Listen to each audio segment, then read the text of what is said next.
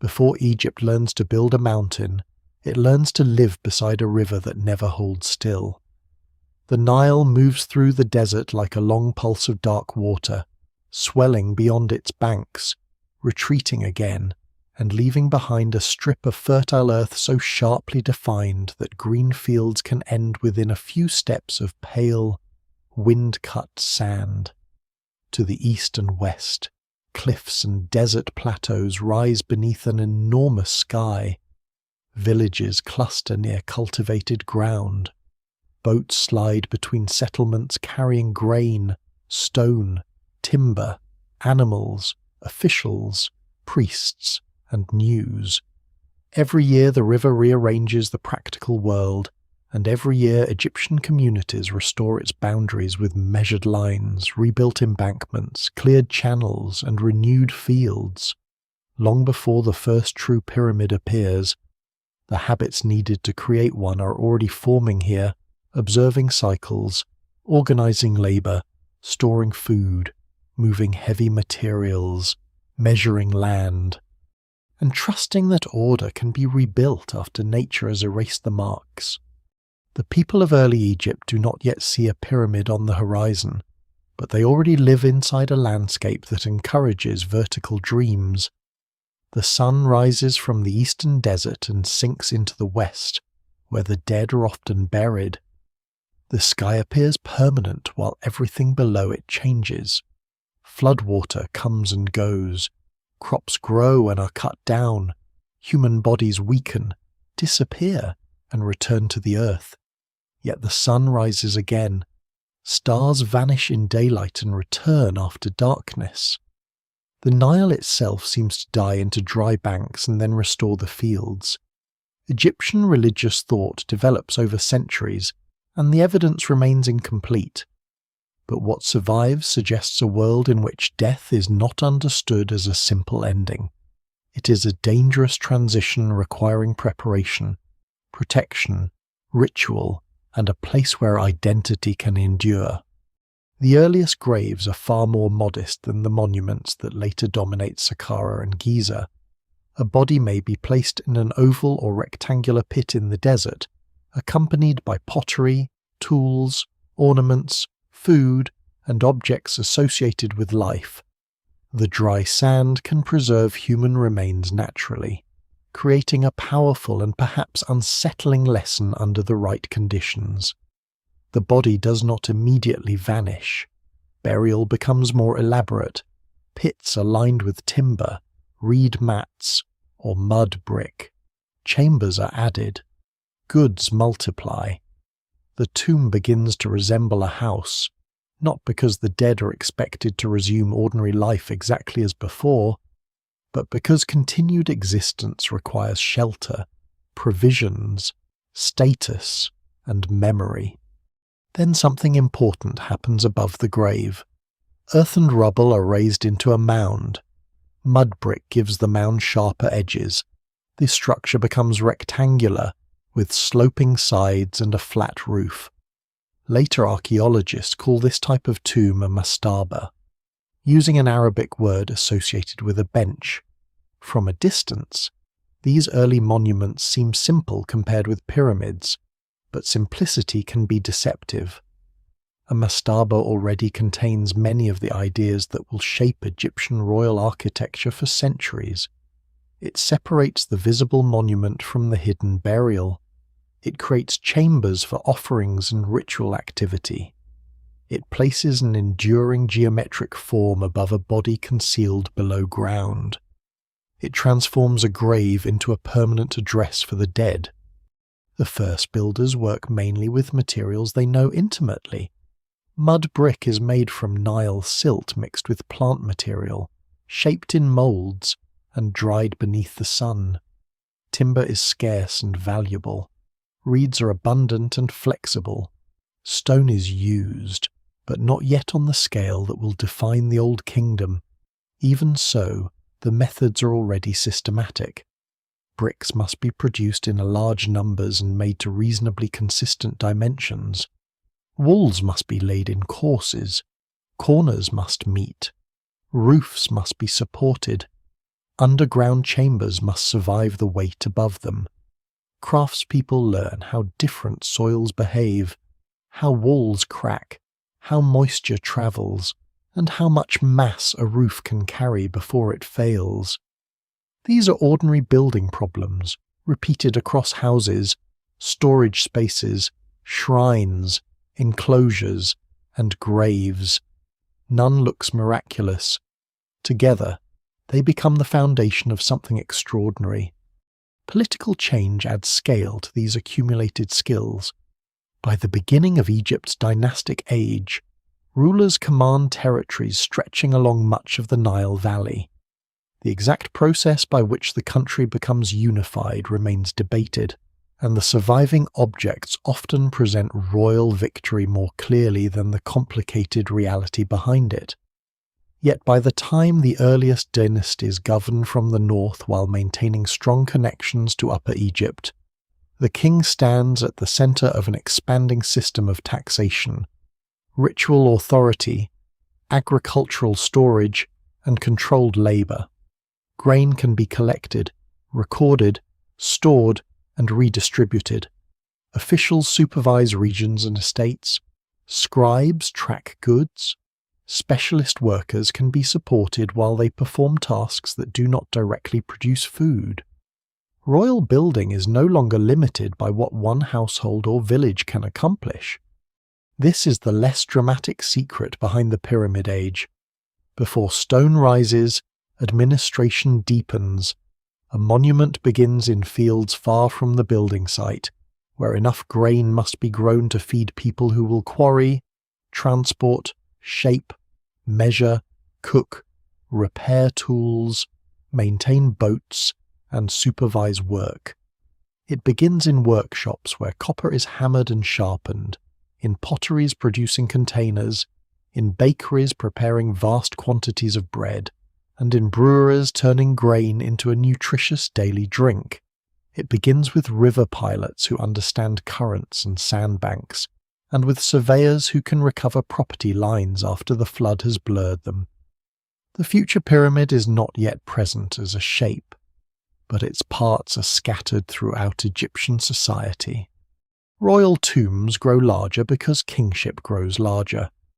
The king is not merely a wealthy individual seeking an impressive burial.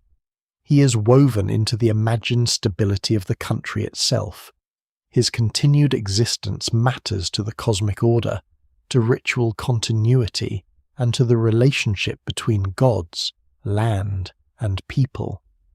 This belief gives monumental burial a purpose beyond display.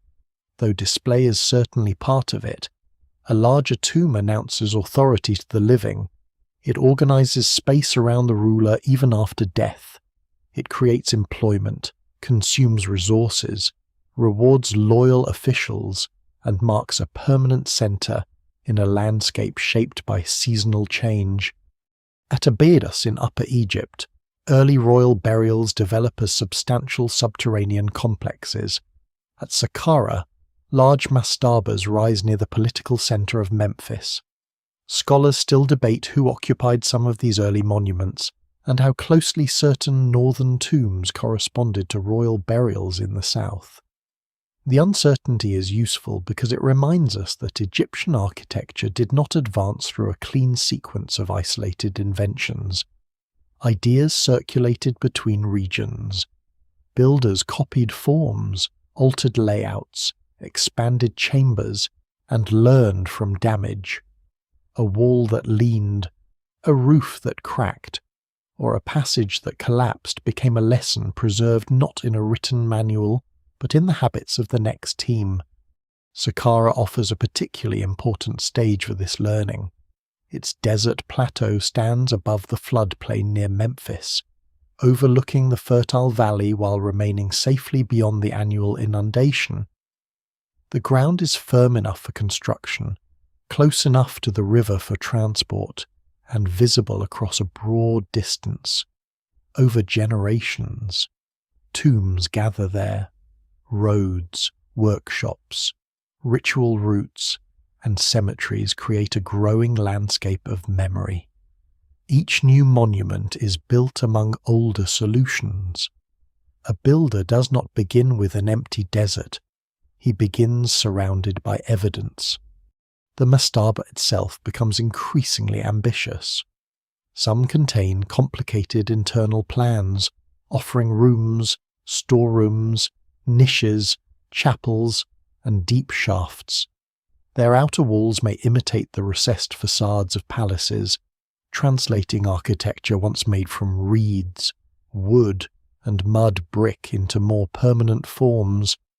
The tomb becomes a model of royal residence, an eternal palace placed on the desert edge. Yet it remains low, stretched horizontally across the ground.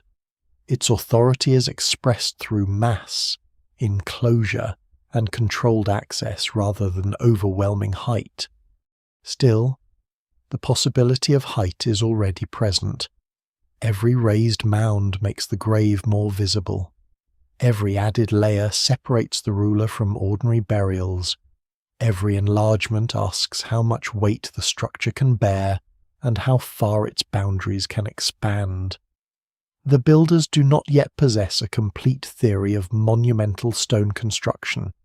They do not need one. They possess experience, hierarchy, measurement, labour, religious purpose, and a landscape full of materials and roots. More importantly, they possess continuity. Skills can pass from one reign to another, even when individual names disappear. The first pyramid will not emerge because someone suddenly discovers a lost mathematical secret. It will emerge when existing ideas are pushed beyond their previous limits. The burial mound made geometric, the mastaba enlarged, the royal palace made eternal, the mud brick wall translated into limestone, and the flat monument persuaded to rise. When that change finally comes, Egypt will not be starting from nothing. It will be taking knowledge gathered from riverbanks, graves, farms, boats, storerooms, temples, and generations of builders, then stacking that knowledge one course above another.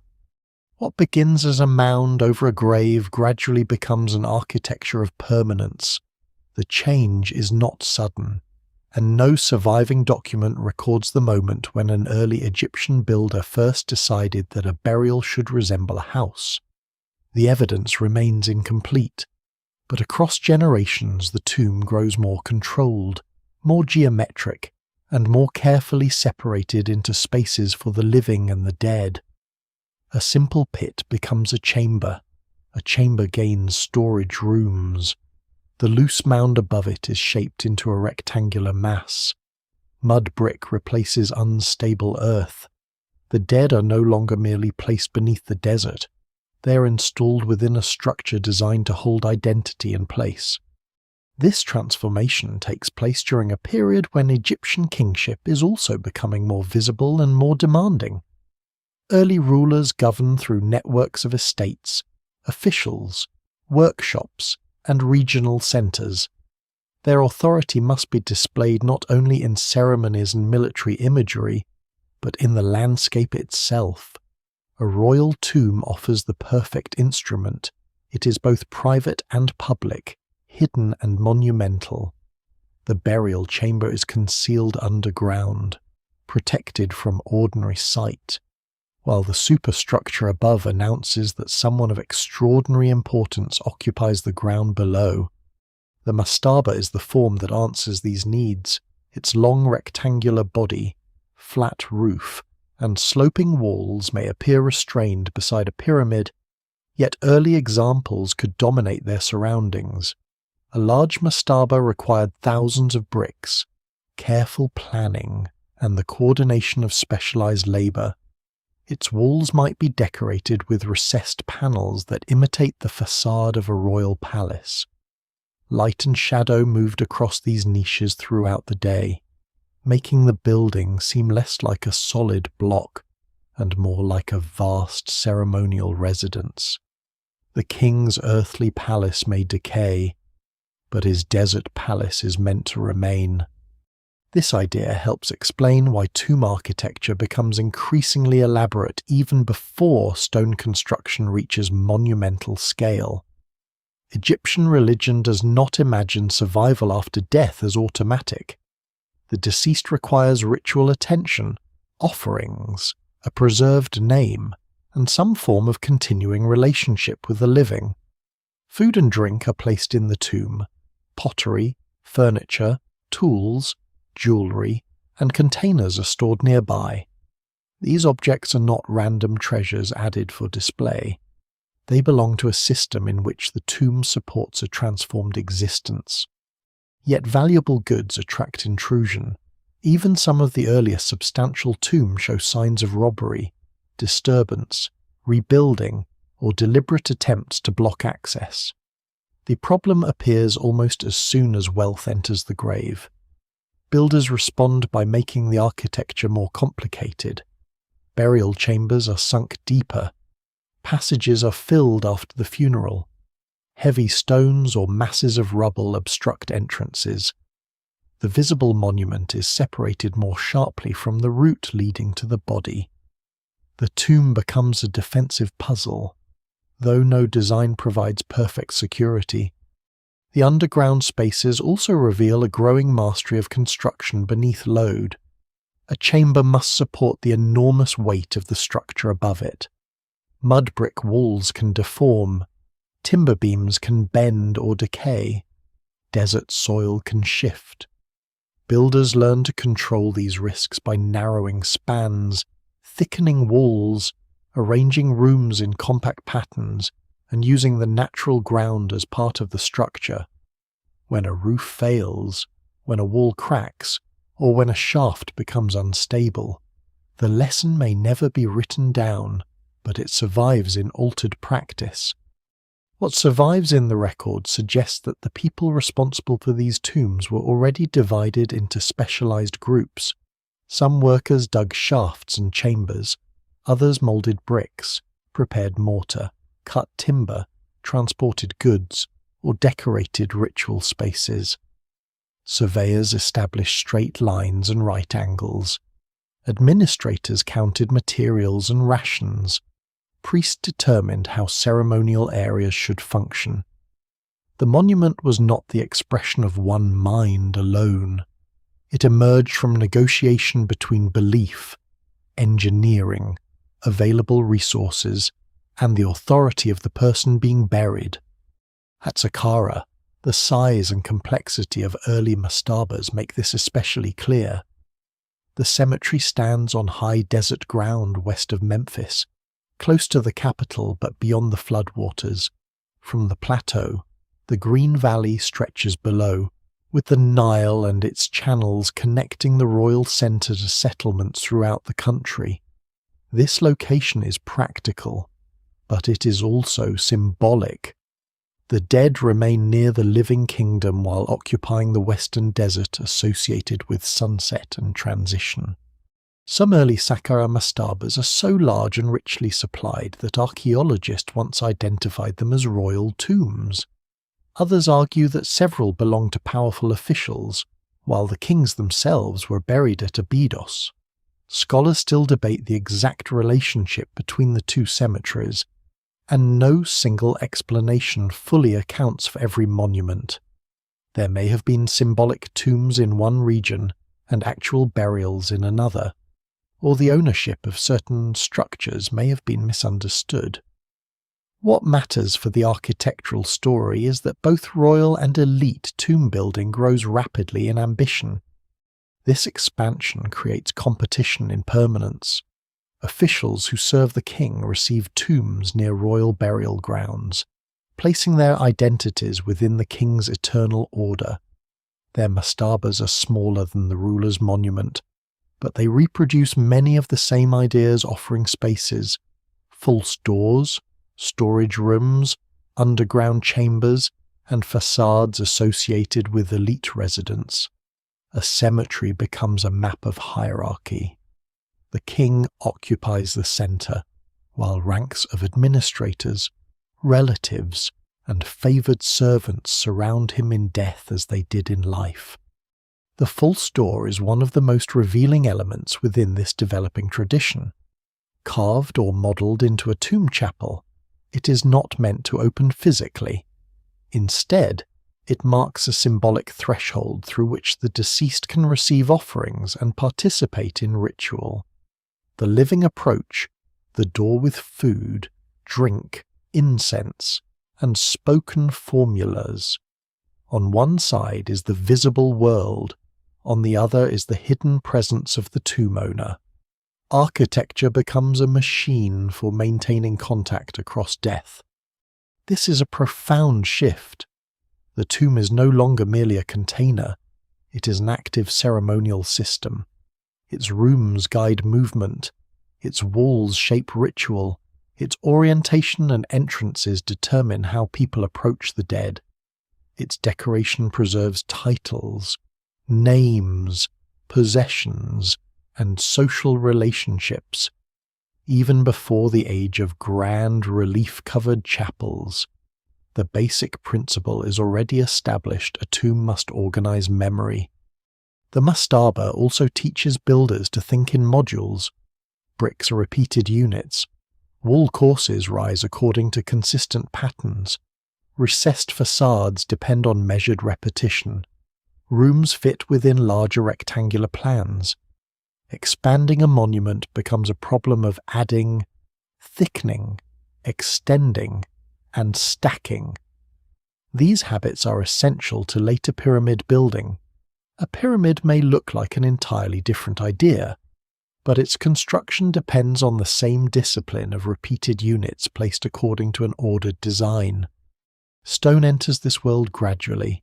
Doorways, floors, thresholds, roof elements, and burial chambers sometimes receive stone components before entire monuments are built from it. Each use provides experience. Stone is heavier than mud brick and far less forgiving. It cannot be reshaped once set in place without significant labour. Its joints behave differently. Its transport requires stronger systems. But it offers a quality that mud brick cannot: the appearance of permanence. The earliest builders understand that stone carries meaning as well as weight. A stone doorway suggests a threshold that will not rot. A stone floor resists wear. A stone chamber appears less vulnerable to time. As royal ideology becomes more ambitious, the desire to translate the whole monument into stone grows stronger. Yet such a change cannot occur by simply replacing every brick with a limestone block. Construction methods must be reinvented. Quarrying must expand. Transport must become more reliable. Workers must learn how to dress and place thousands of blocks with consistent dimensions.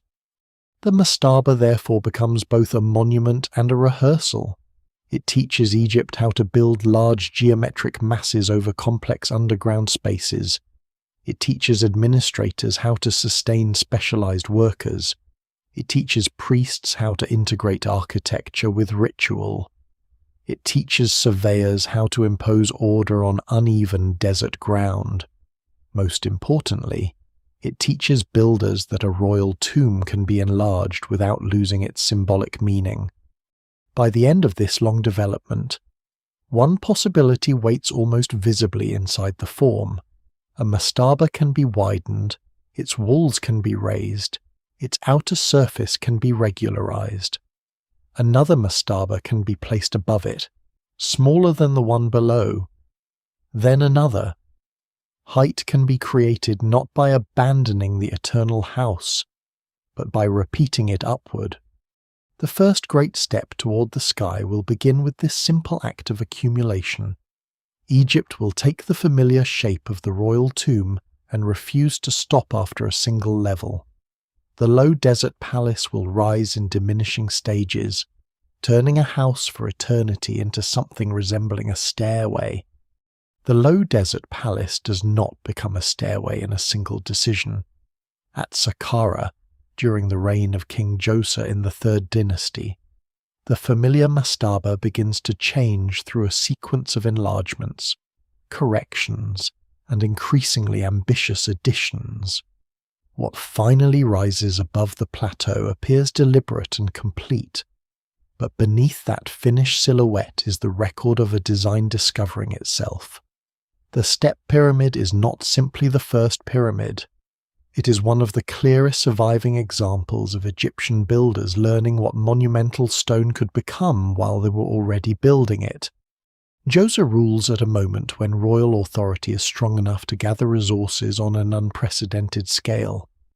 Memphis lies near the meeting point of Upper and Lower Egypt, connected to agricultural estates, workshops, river routes, and administrative centres throughout the kingdom.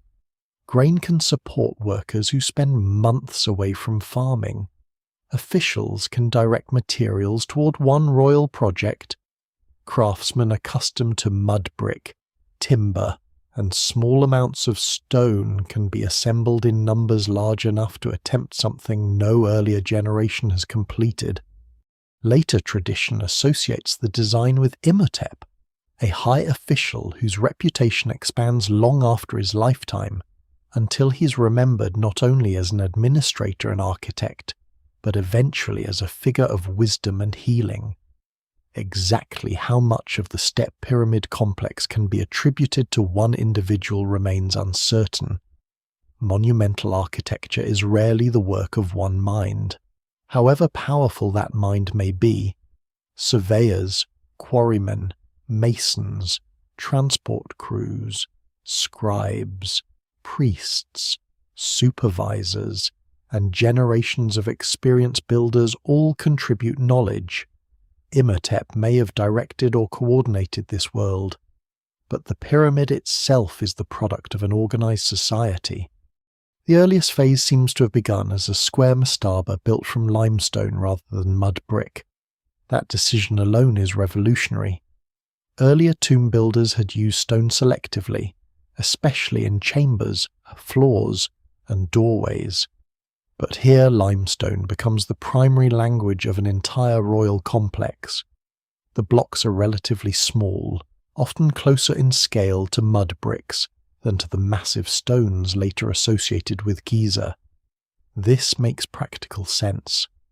Workers understand how to handle brick-sized units.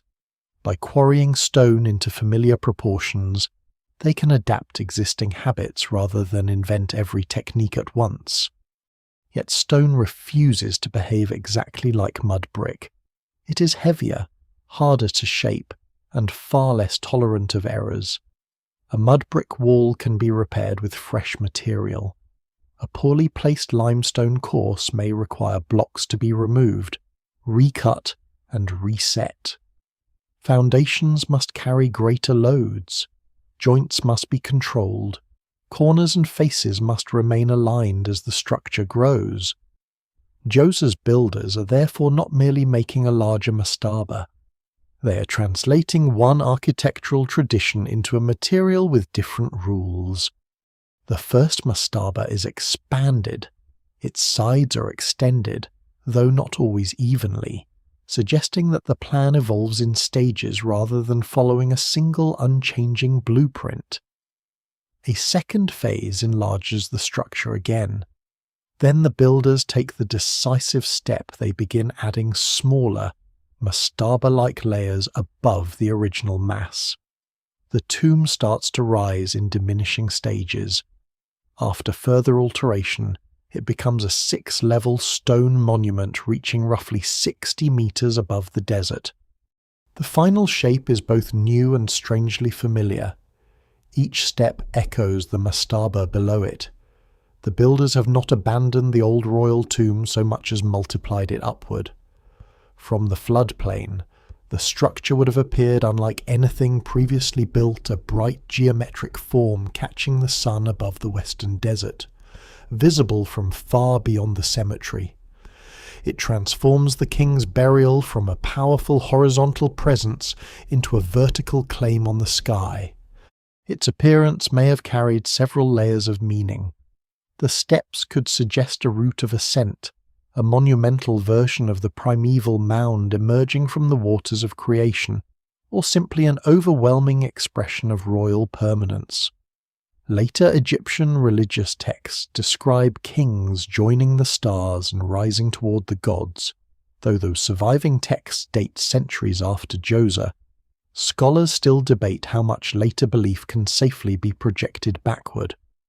What the architecture itself makes clear is that height has become sacred power made visible. Before we go deeper, take a moment to like the video and subscribe, if this is the kind of history and mystery you enjoy. The pyramid, however, is only the center of a much larger experiment. Djoser's complex occupies an enormous enclosed area surrounded by a high limestone wall with recessed panels. The surface imitates the palace facade architecture previously created in mud brick, preserving the visual rhythm of projecting and receding walls. There are numerous apparent gateways, but most are false. Only one entrance allows passage inside. The visitor is guided through a narrow roofed corridor supported by stone columns carved to resemble bundled reeds. Stone ceilings imitate wooden beams. Hinges and doors are represented even where they cannot move. This is one of the most surprising details of the complex. Egyptian builders use their new permanent material to reproduce forms created in perishable ones. They do not yet ask stone to look entirely like stone. They ask it to preserve reeds, timber, woven mats, and mud brick palaces forever. The complex becomes a fossilized version of the king's living world, with ceremonial buildings that may never have been intended for ordinary occupation. Some are architectural shells, solid or nearly solid inside, created to provide eternal settings for royal rituals rather than functional rooms for the living. Among these spaces is a court associated with the king's jubilee, the Hebsed festival. In life, this ceremony renewed royal strength and legitimacy after a long reign, at least in later recorded tradition. Within Djoser's eternal complex, the king can continue performing the ritual beyond death. Chapels, boundary markers, courts, and symbolic buildings give him an idealized kingdom in which authority never weakens. A small sealed chamber known as the Serdab holds a statue of Djoser.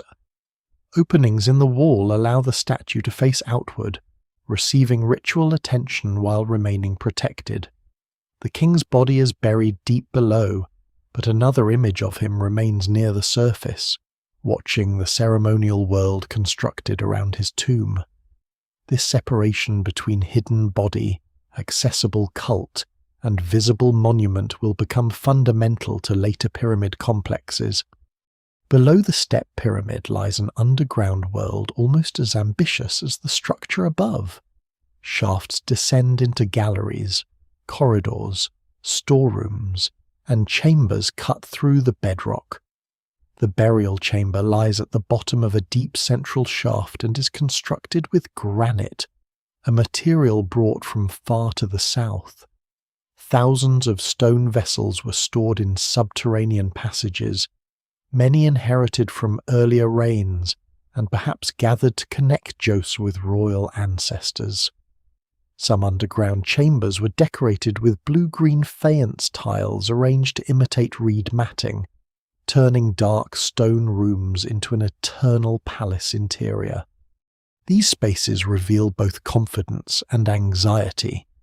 The king is surrounded by objects, protected by depth, and enclosed within layers of architecture. Yet the complexity also creates structural risks. Excavating beneath a growing stone mass requires careful judgment.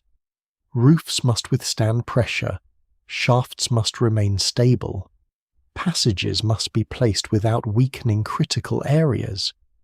The builders are learning to manage a monument that extends both upward and downward, with the visible mountain pressing upon an invisible maze. Not every lesson is mastered. Portions of the complex require repair. Some masonry is irregular. Later builders will use larger blocks, different orientations, stronger internal arrangements, and more controlled casing. The step pyramid is therefore not a perfected formula waiting to be copied. It is a beginning filled with compromises. Its influence is still enormous. After Djoser, Egyptian kings attempt other step pyramids, though several remain unfinished or poorly preserved. The idea has changed royal expectation permanently. A king's tomb can now command an entire landscape. Stone can reproduce a palace, enclose ritual courts, carry columns, roof corridors, and rise higher than any previous human structure. More importantly, a state can organize the food, tools, transport, administration, and specialized labor required to make such a project possible. Saqqara has become more than a cemetery. It is now a school of monumental architecture written in limestone. Every course teaches something about weight. Every corridor teaches something about pressure. Every false doorway teaches how ritual can shape design. Every enlargement teaches that a monument can evolve during construction without surrendering its central purpose. Djoser's stairway reaches the sky symbolically, but it does not yet possess the smooth triangular form that later defines the Egyptian pyramid. The steps remain visible, announcing the method by which height was achieved. The next generations will inherit a more difficult ambition. They will try to conceal those steps beneath a continuous slope, transforming a stacked structure into a single perfect geometric surface. In doing so, they will discover that making a pyramid look simpler can make it far more dangerous to build. The smooth-sided pyramid begins as a problem hidden inside the success of Djoser. Once Egypt has learned to stack stone upward, the next challenge is not simply to build higher. It is to control the mass so completely that the method disappears beneath a single sloping surface. The steps that made Djoser's monument possible are also evidence of its limits. Each level is smaller than the one below, creating natural pauses in the structure and reducing the burden carried by the upper courses. A true pyramid removes that visual rhythm. Its outer face must rise continuously from base to summit, while the interior must carry weight without the obvious relief provided by exposed stages. What looks cleaner from a distance demands far more discipline from the builders. The decades after Djoser reveal how uncertain that transition remains. Several Third Dynasty rulers begin pyramid complexes that are never completed or survive only as damaged foundations, low platforms, shafts, and scattered masonry. At Saqqara, the unfinished pyramid associated with Seked appears to have been planned on a scale comparable to Djoser's, yet construction stops while the monument is still low. At Zawiat el-Aryan and other sites, fragments of ambitious projects suggest royal plans interrupted by short reigns, political change, or practical difficulty. The evidence remains incomplete, and it is often impossible to separate deliberate abandonment from later destruction. Still, these monuments make one fact clear after Djoser. The knowledge of how to begin a pyramid spreads faster than the ability to complete one. This matters because monumental building depends on time as much as technique. A ruler may command workers, stone, grain, and officials, but a pyramid requires years of uninterrupted coordination. Quarries must remain productive. Transport routes must function season after season.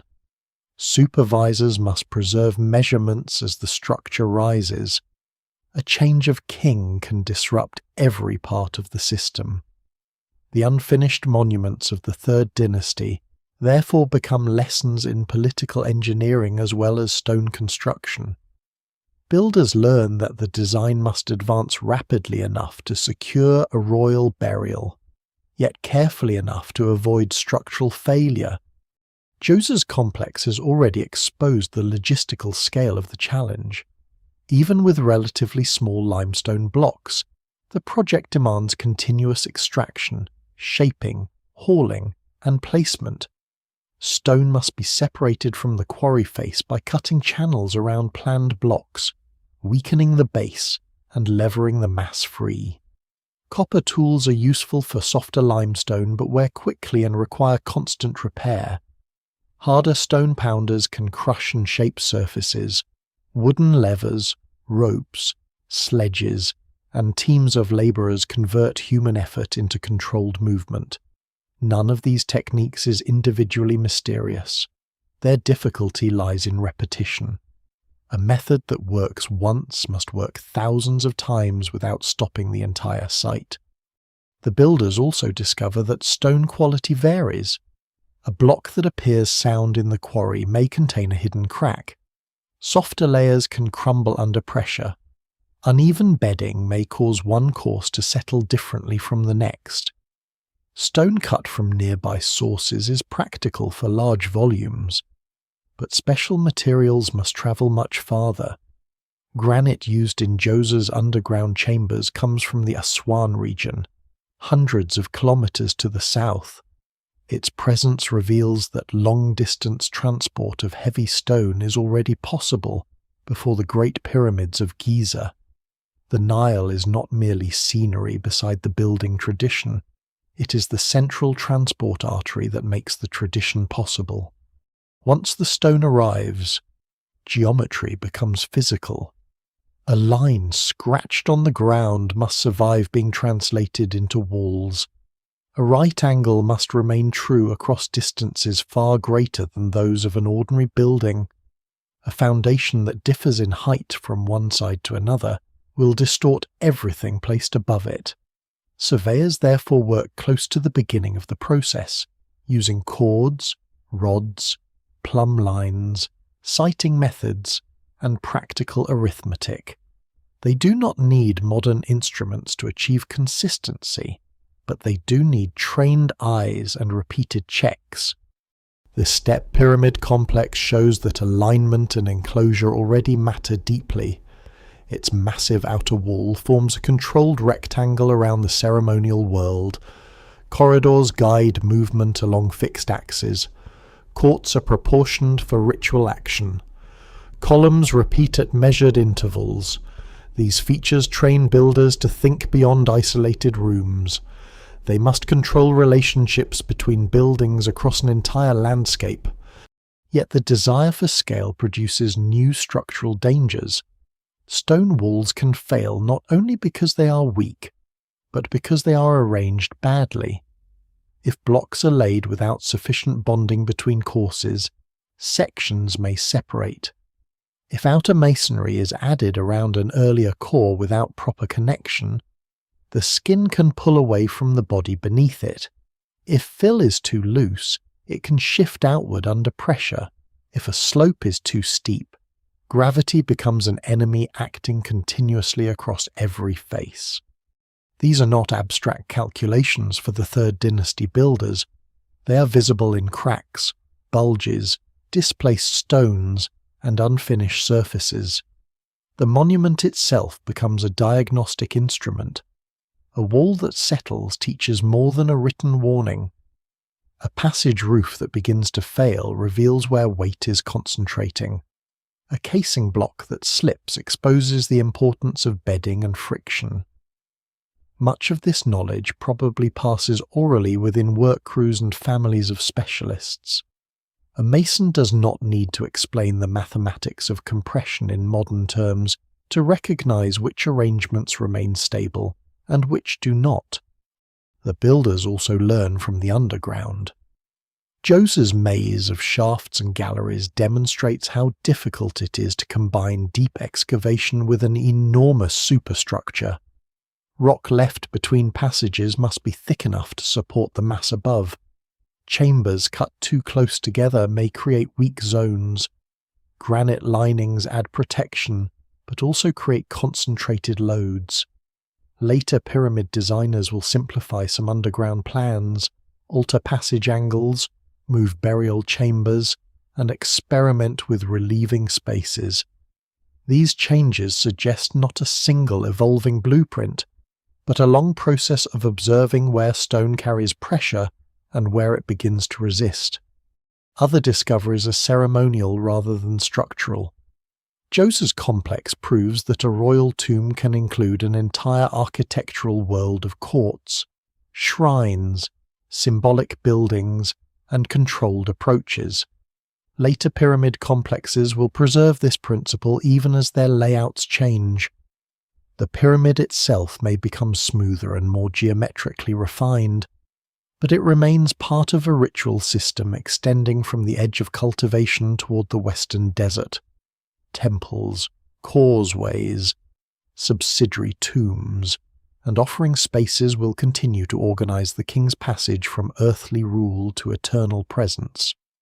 The greatest lesson of the Third Dynasty is therefore not a particular angle, block size, or lifting method. It is the realization that monumental stone construction can be treated as a repeatable state project. Quarries can be opened and supplied. Labor can be divided into crews. Food can be stored and distributed. Surveying can be standardized. Errors can be corrected while work continues. Designs can expand beyond the intentions of earlier phases.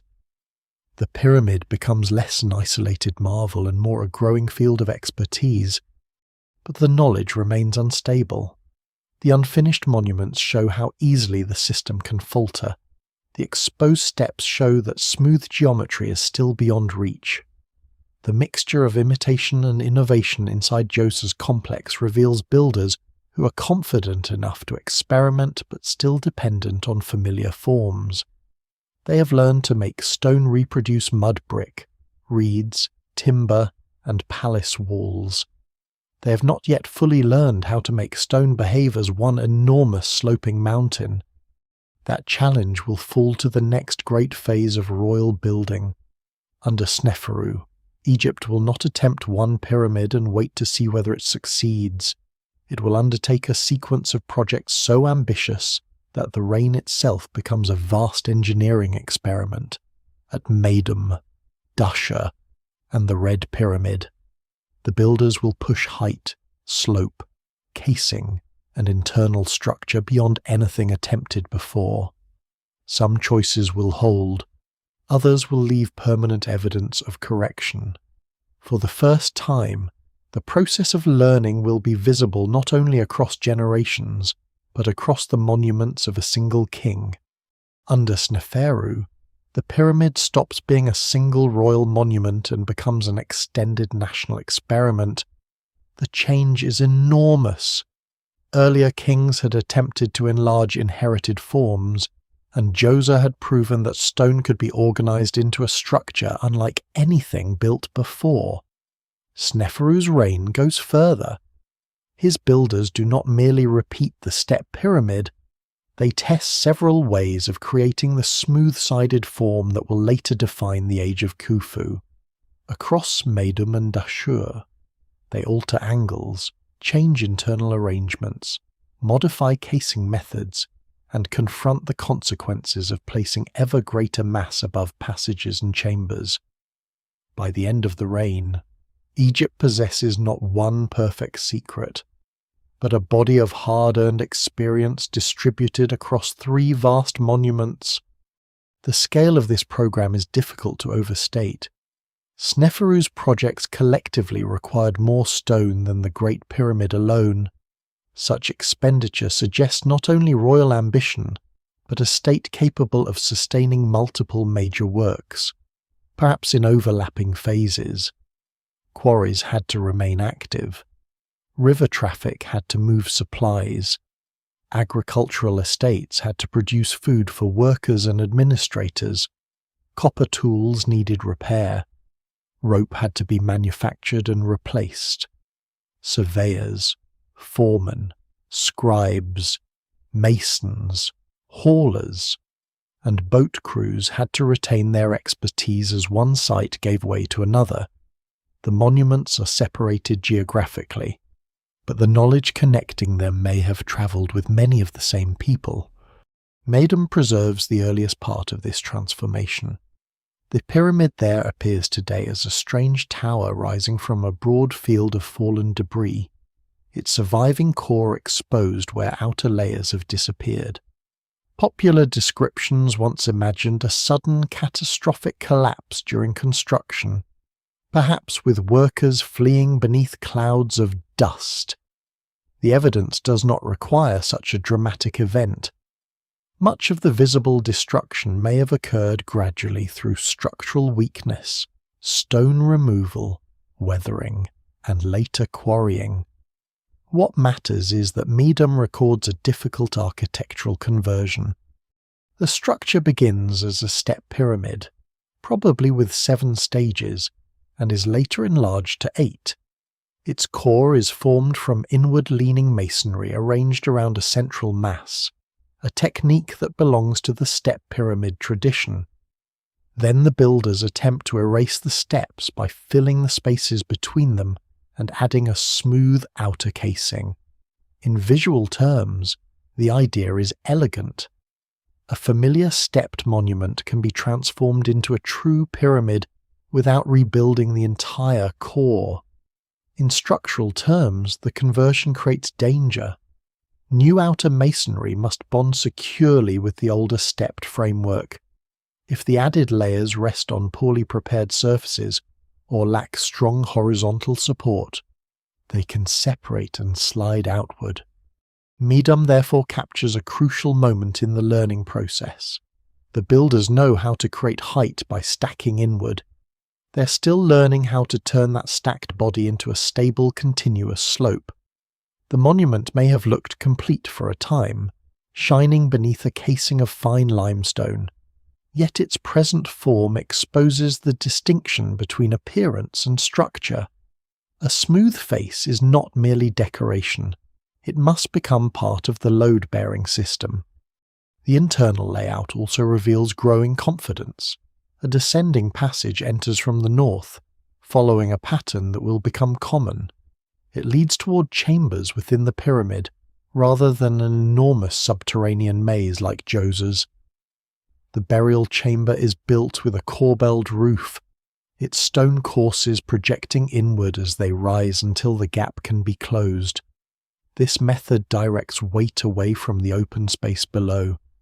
It is a practical answer to one of pyramid building's central problems: how to create a room inside a mountain without allowing the mountain to crush it.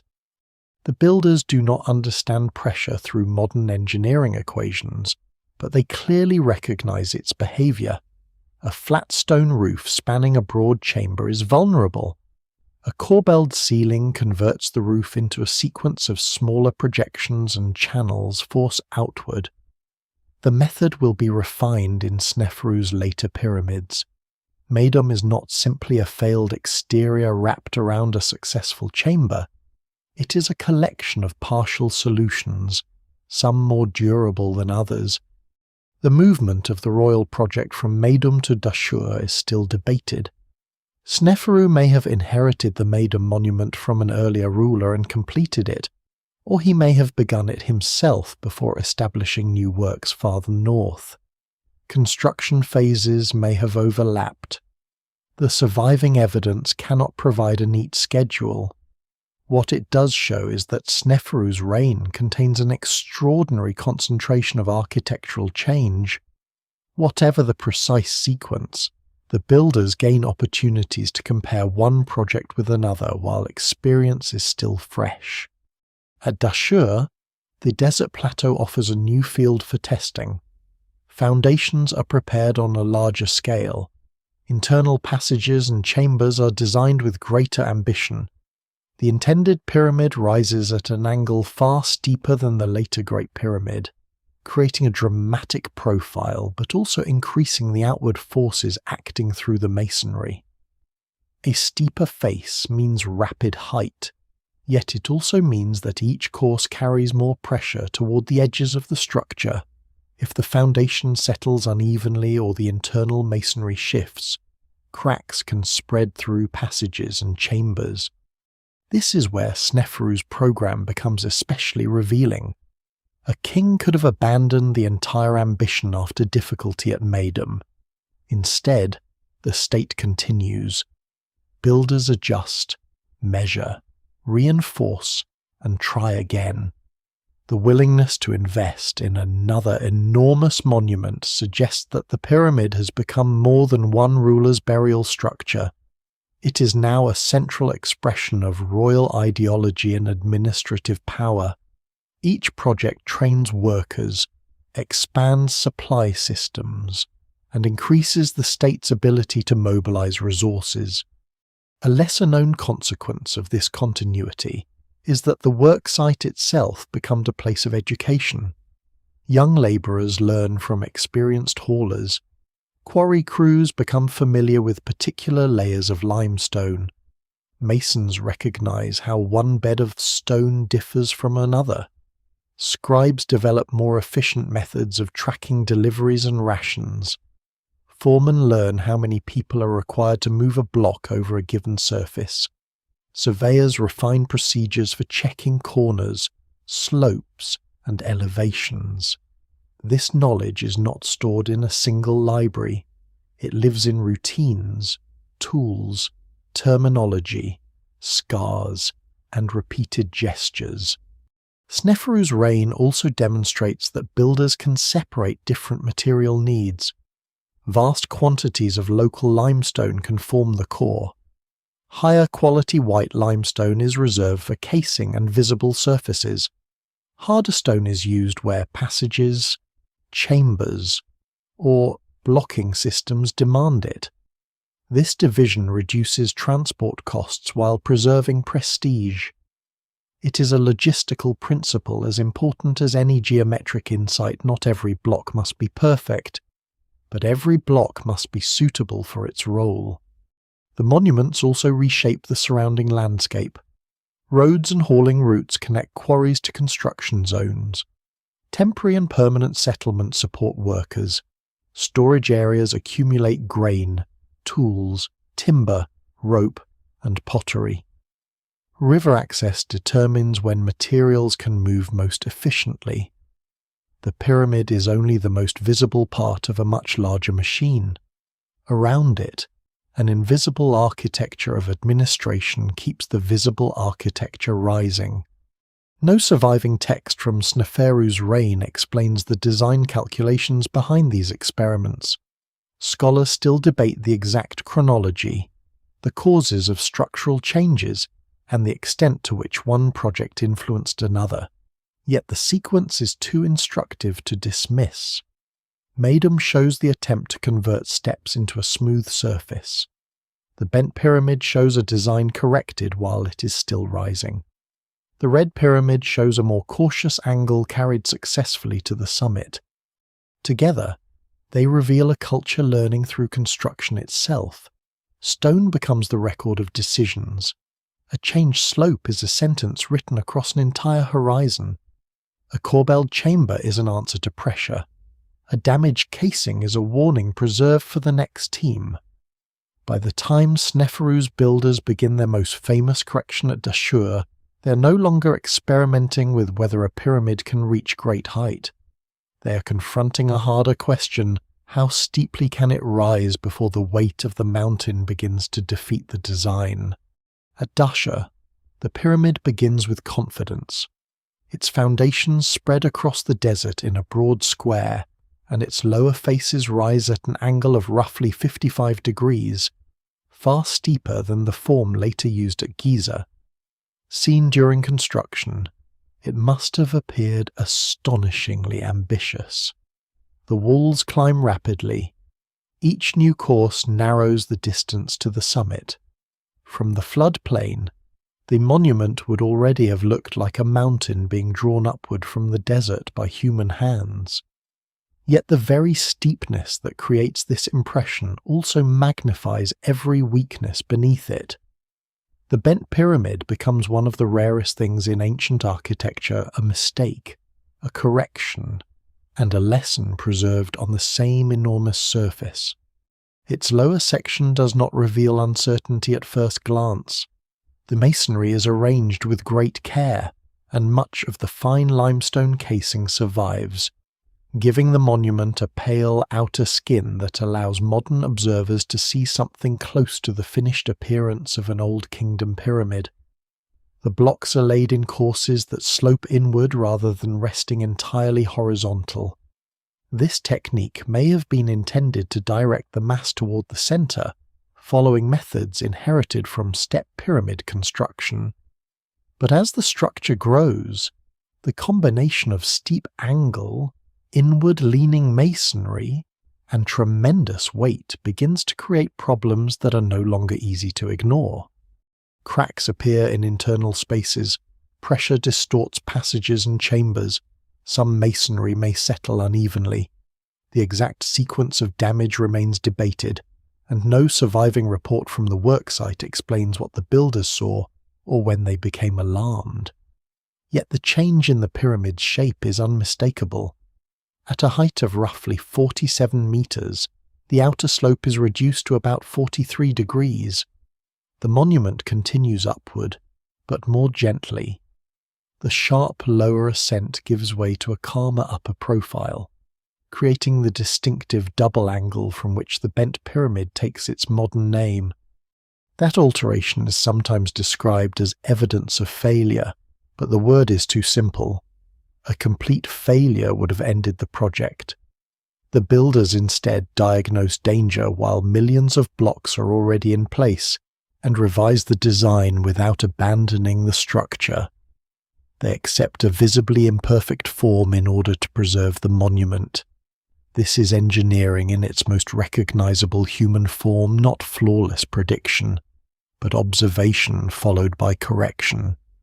The new angle reduces the mass required for the upper portion and lowers the outward pressure placed on the courses below.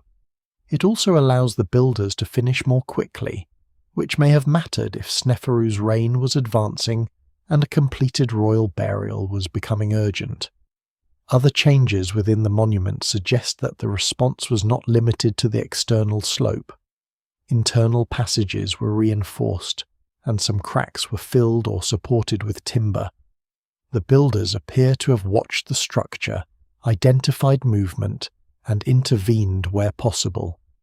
The bent pyramid also contains two largely separate internal systems, an unusual feature that adds to its mystery. One entrance opens on the north face, leading down through a long descending passage to a lower chamber with a high corbelled ceiling. Another entrance lies unusually high on the western face and connects to an upper chamber. The two systems are linked by a rough passage that may have been cut later. Why the pyramid was given two entrances and two major chamber arrangements remains uncertain. They may reflect a design change, a ritual requirement, a response to structural problems, or several phases of planning compressed into one monument. Inside the lower chamber, the corbelled roof rises in tall, narrowing courses, redirecting weight away from the open space. The effect is almost vertical, as if the builders have created a stone canyon beneath the pyramid. Nearby, a shaft sometimes called a chimney rises above the chamber. Its purpose is not fully understood. It may have played a role during construction, helped relieve pressure, or belonged to a plan that was never completed. The evidence remains incomplete, but the complexity of these spaces shows that the builders were experimenting not only with the pyramid's outer face, but with the way voids could survive inside its mass. The upper chamber presents similar structural ingenuity. Its corbelled roof again narrows upward, distributing the load through overlapping layers. Large wooden beams, some still preserved, were inserted into parts of the chamber system. Their exact function is debated. They may have been intended as temporary supports, permanent braces, or elements connected to construction. Their survival offers a rare reminder that pyramid building did not rely on stone alone. Timber, rope, plaster, copper, mud, and human judgment all work together within the finished monument, even though stone is what remains most visible.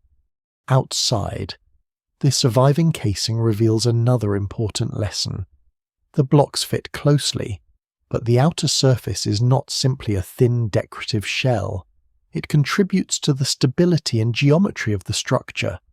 When casing is badly bonded to the core, as may have happened at Meidum, it can detach and slide. At the bent pyramid, the builders appear to have improved the connection between outer and inner masonry, though the steep lower angle still places the whole system under severe strain. The casing that remains allows the double slope to be read not as a ruined accident but as a deliberate mid-construction response. The work involved in making that response must have been immense. Changing the angle required recalculating the placement of every course above the bend. Surveyors had to establish a new slope and maintain it consistently around all four faces. Quarry managers had to adjust expected block sizes. Hauling routes and working platforms may have changed as the upper stages narrowed more rapidly than originally planned. Scribes had to revise quantities and schedules. The correction was not one mason's decision at the edge of a wall. It passed through the entire organization of the project. That organization is easy to overlook because ancient monuments appear silent and solitary today. During construction, the bent pyramid would have been surrounded by noise and movement. Stone dragged over prepared tracks. Copper tools struck limestone. Supervisors called work groups into position. Water, food, rope, timber, and replacement tools moved continuously through the site. The changed angle would have affected all of them. A geometric adjustment visible from miles away began as a chain of practical instructions given to people working close to the ground. A smaller pyramid stands nearby, probably built for the king's ritual or symbolic use rather than as a separate royal tomb. Temples and connecting spaces formed part of the wider complex. The bent pyramid was never meant to be an isolated object. Like Djoser's monument, it belonged to a ceremonial landscape where the king's transformation after death was supported through architecture, offerings, and controlled movement. Even while the main structure was being corrected, the surrounding complex had to preserve its ritual purpose. The most striking fact is that Sneferu did not accept the corrected monument as the final answer. The bent pyramid was brought to completion, yet another royal pyramid was begun not far away. This decision suggests that the double-sloped structure, though usable and visually powerful, did not fully satisfy the builders or the king. The problems encountered at Meidum and Djoser had now provided a clearer limit. A smooth-sided pyramid could be built, but not safely at any angle and not with every inherited masonry technique. The next attempt would begin more cautiously. Its lower slope would resemble the corrected upper angle of the bent pyramid, rather than the ambitious steep face below. Its courses would be laid in a more stable arrangement. Its geometry would be simpler, but the simplicity would be earned through experience. The bent pyramid therefore stands not as an embarrassing detour, but as the moment when risk became visible enough to change the design. It is a monument to restraint learned the hard way. Its lower half records aspiration, its upper half records judgment. Between them lies a horizontal line where builders chose survival over perfection and allowed the pyramid itself to preserve the evidence of their decision. Not far from the bent pyramid, another mountain begins to rise, but this time the builders choose caution over spectacle. The new monument, later called the Red Pyramid because of the warm colour of its exposed limestone, starts at a gentler angle of roughly 43 degrees. It does not attempt the steep lower slope that forced the earlier pyramid to change direction. There is no dramatic bend across its face, no visible correction written halfway to the summit. Instead, this same restrained angle continues from base to peak. What appears from a distance to be a simpler pyramid is in fact the result of a more complicated history. Its stability has been purchased with lessons extracted from Meidum and the bent pyramid. The Red Pyramid is often described as Egypt's first successful large true pyramid. The phrase can make success sound sudden, as if one design replaced another and the problem was solved. The reality is slower. Every part of the monument reflects inherited knowledge how to prepare a broad foundation, how to organize a sloping face, how to construct chambers beneath enormous pressure, how to separate ordinary core stone from higher quality outer casing, and how to maintain one geometry across years of work. None of these skills is new by itself. What is new is their integration into a form stable enough to reach the summit without visible structural retreat. Its foundation spreads across a carefully prepared square on the Djoser plateau. Establishing that square requires more than drawing 4 lines in the sand. The corners must meet at right angles.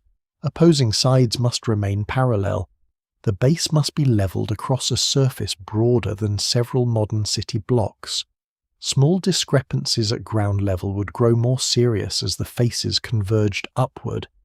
Surveyors therefore rely on repeated measurement, stretched chords, sighting, plumb lines, and practical units based on the royal cubit.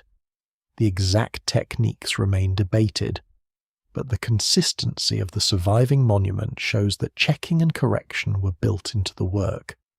The lower angle changes the entire project. A gentler slope requires a broader pyramid for a given height, but it also reduces the tendency of the masonry to push outward. The upper courses contain less material than they would in a steeper design. Loads descend through a more stable mass, while the centre of gravity remains low. Modern structural analysis may describe these advantages with formulas, but the builders likely understood them through observation. They had seen where steep masonry cracked, where casing pulled away, and where internal passages suffered under pressure. The Red Pyramid turns those observations into a new standard. Its masonry also reflects a departure from some earlier techniques. Rather than leaning the stone courses strongly inward in the manner inherited from step pyramid cores, much of the structure is laid in more nearly horizontal beds. This allows loads to pass downward more directly and reduces complicated internal forces. The shift may appear minor beside the monument scale, yet it represents an important change in thinking. The pyramid is no longer treated primarily as a stack of inward-sloping mastabas hidden beneath a smooth surface. It is becoming one continuous engineered mass. Inside, a descending corridor enters from the north face and runs deep into the body of the pyramid. It leads to 2 successive antechambers, each roofed with high, corbelled ceilings. Beyond them, a short passage gives access to a 3rd chamber placed higher than the first 2. The arrangement is more controlled than the sprawling underground world beneath Djoser, and more unified than the separate internal systems of the bent pyramid. The chambers are aligned along the pyramid's central axis, suggesting a design conceived with the monument as a whole rather than repeatedly altered around inherited spaces. The corbelled roofs rise through overlapping courses that gradually narrow the gap overhead. Each layer projects slightly beyond the one below, allowing the weight above to be redirected toward the thick surrounding masonry. The chambers seem to climb upward even while buried within stone. Their tall forms echo the pyramid's external ascent, creating enclosed spaces where the same problem of reaching upward is solved on a smaller scale. These roofs are not ornamental luxuries. They are structural responses to a mountain pressing down. The 3rd chamber, often identified as the burial chamber, was heavily damaged in later times. Its floor was dug into, possibly by people searching for a hidden burial or valuable objects. No royal body was found there, and certainty about Sneferu's final burial place remains elusive. He may have been interred in the Red Pyramid, the Bent Pyramid, or another arrangement now lost. The absence of an intact burial does not diminish the monument's architectural importance. Royal pyramids were disturbed repeatedly, and the archaeological record often preserves the container long after its occupant and contents have disappeared. Outside, the Red Pyramid was originally covered with fine white limestone casing. Most of that outer skin has been removed, exposing the reddish local stone that gives the structure its modern name. In antiquity, it would not have appeared red at all. Its smooth, pale faces would have reflected the desert sun, creating a sharp geometric form visible across the valley. The exposed core seen today is therefore both revealing and misleading. It allows modern observers to study the internal masonry while concealing the brilliance of the finished monument. The lost casing also reminds us how carefully builders assigned materials. Local limestone could be quarried near the site for the enormous core volume. Finer stone, more suitable for smooth outer surfaces and precise edges, demanded additional labour and transport. Blocks had to be extracted, rough-shaped, hauled, placed, and dressed into a continuous plane. The outer face depended on countless individual joints, yet the goal was to make those joints disappear into one uninterrupted slope.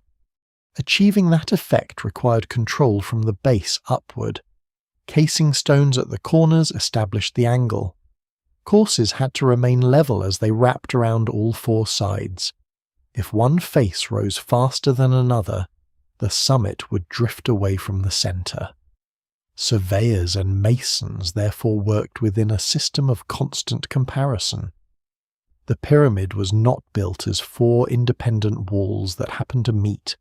It had to rise as a single coordinated object. The worksite supporting this precision would have extended far beyond the visible edges of the monument. Quarry faces opened nearby. Tracks carried sledges toward the base. Workshops maintained tools. Storage areas held ropes, timber, food, water, plaster, and replacement equipment. Crews were divided by task and probably by season. Skill and institutional affiliation. Scribes recorded deliveries and labour. Supervisors translated measurements into daily instructions. The Red Pyramid's apparent calm is the frozen result of years of movement. Its completion changes what Egyptian builders can reasonably imagine. The true pyramid is no longer an unstable experiment or an altered step monument.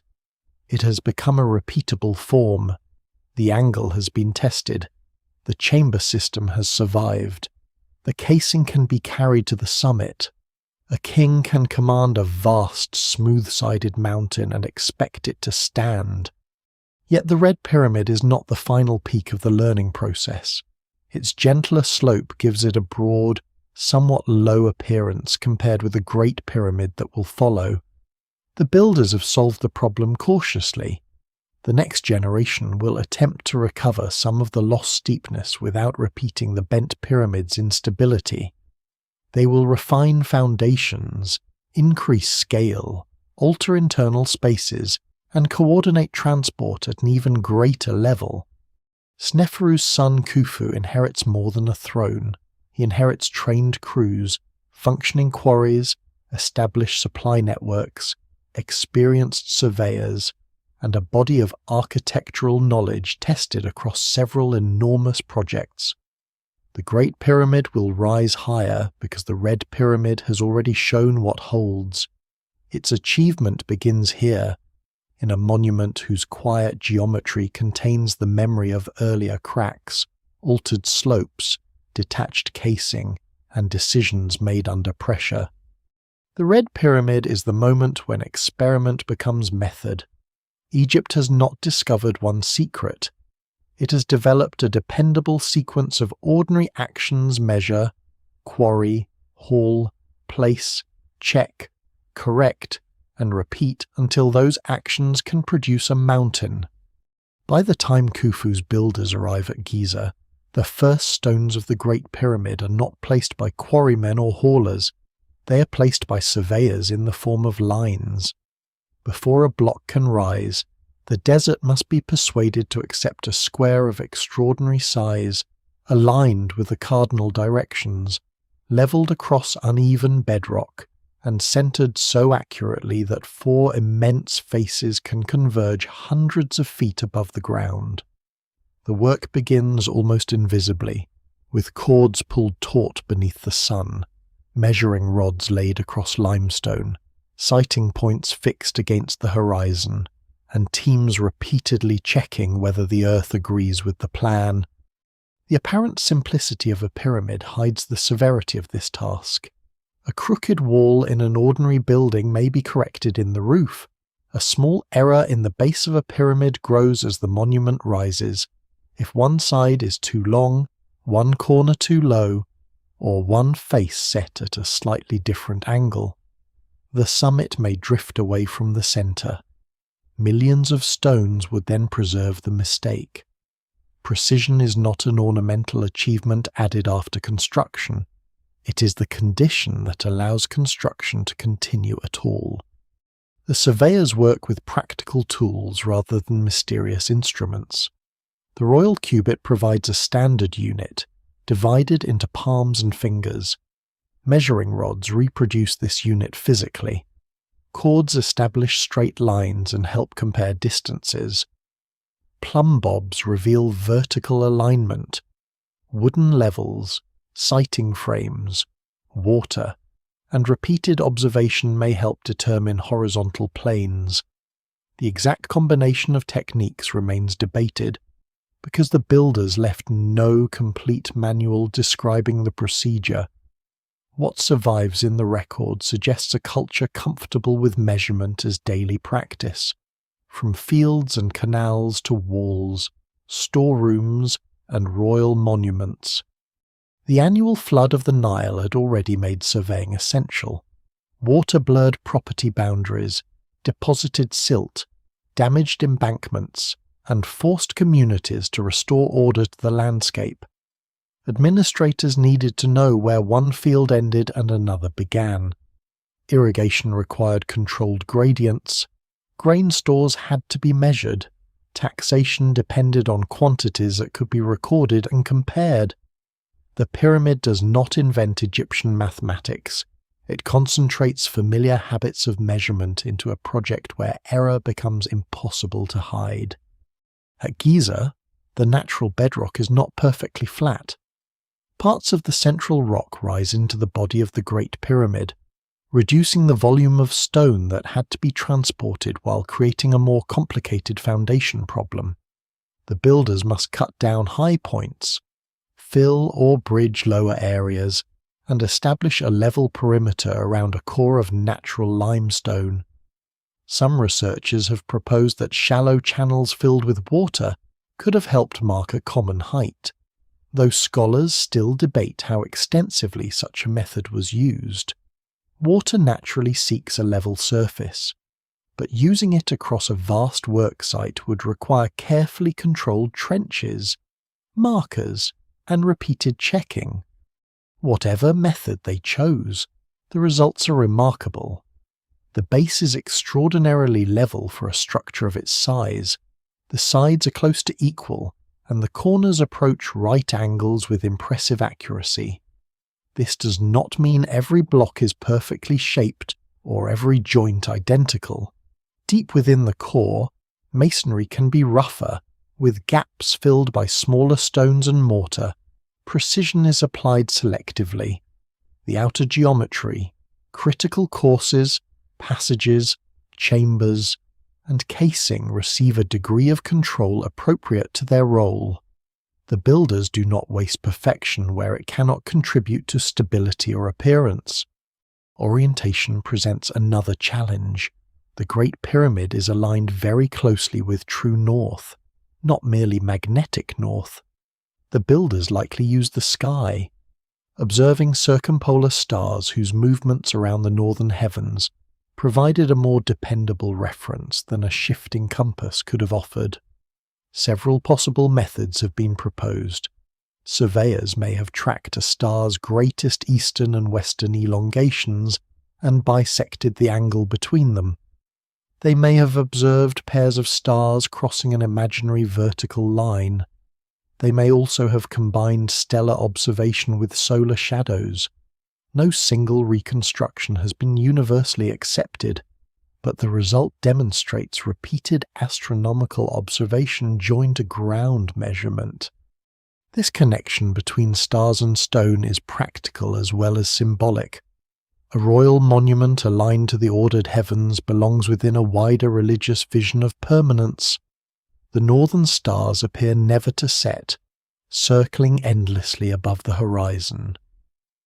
Later texts associate the king with these imperishable stars, though caution is needed when applying later beliefs to Khufu's reign. Even without a surviving explanation, orienting the monument to the cardinal directions places it within a cosmic order larger than the human work site. Once the square is established, the slope must also be controlled. Egyptian builders use a practical measure later known as the seked, expressing the horizontal run for a fixed vertical rise. Rather than calculating an angle in degrees, a surveyor asks how many palms the face moves inward for each cubit it rises. This turns slope into something that can be checked directly with rods, cords, and templates. The surviving mathematical papyri are later than the Great Pyramid, but they preserve methods rooted in an older building tradition. The principle is not abstract geometry for its own sake. It is a rule that tells masons where the next course belongs. A slope that is too steep increases structural risk.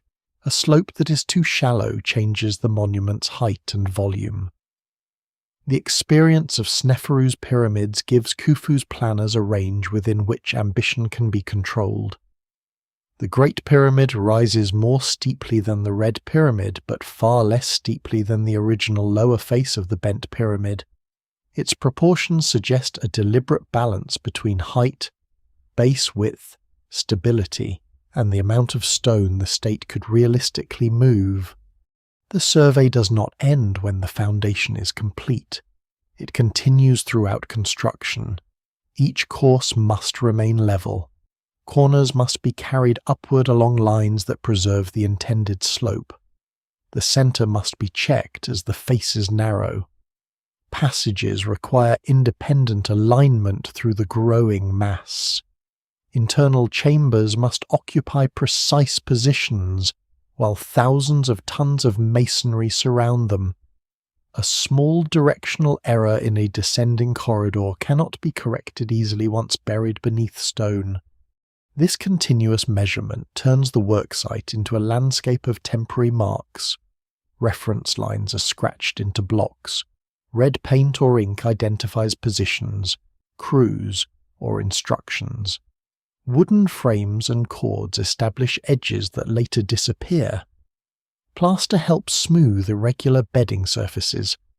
Control points may be moved upward as the monument grows. Much of the surveying equipment vanishes because it is made from perishable material, leaving only the geometry as evidence that it existed.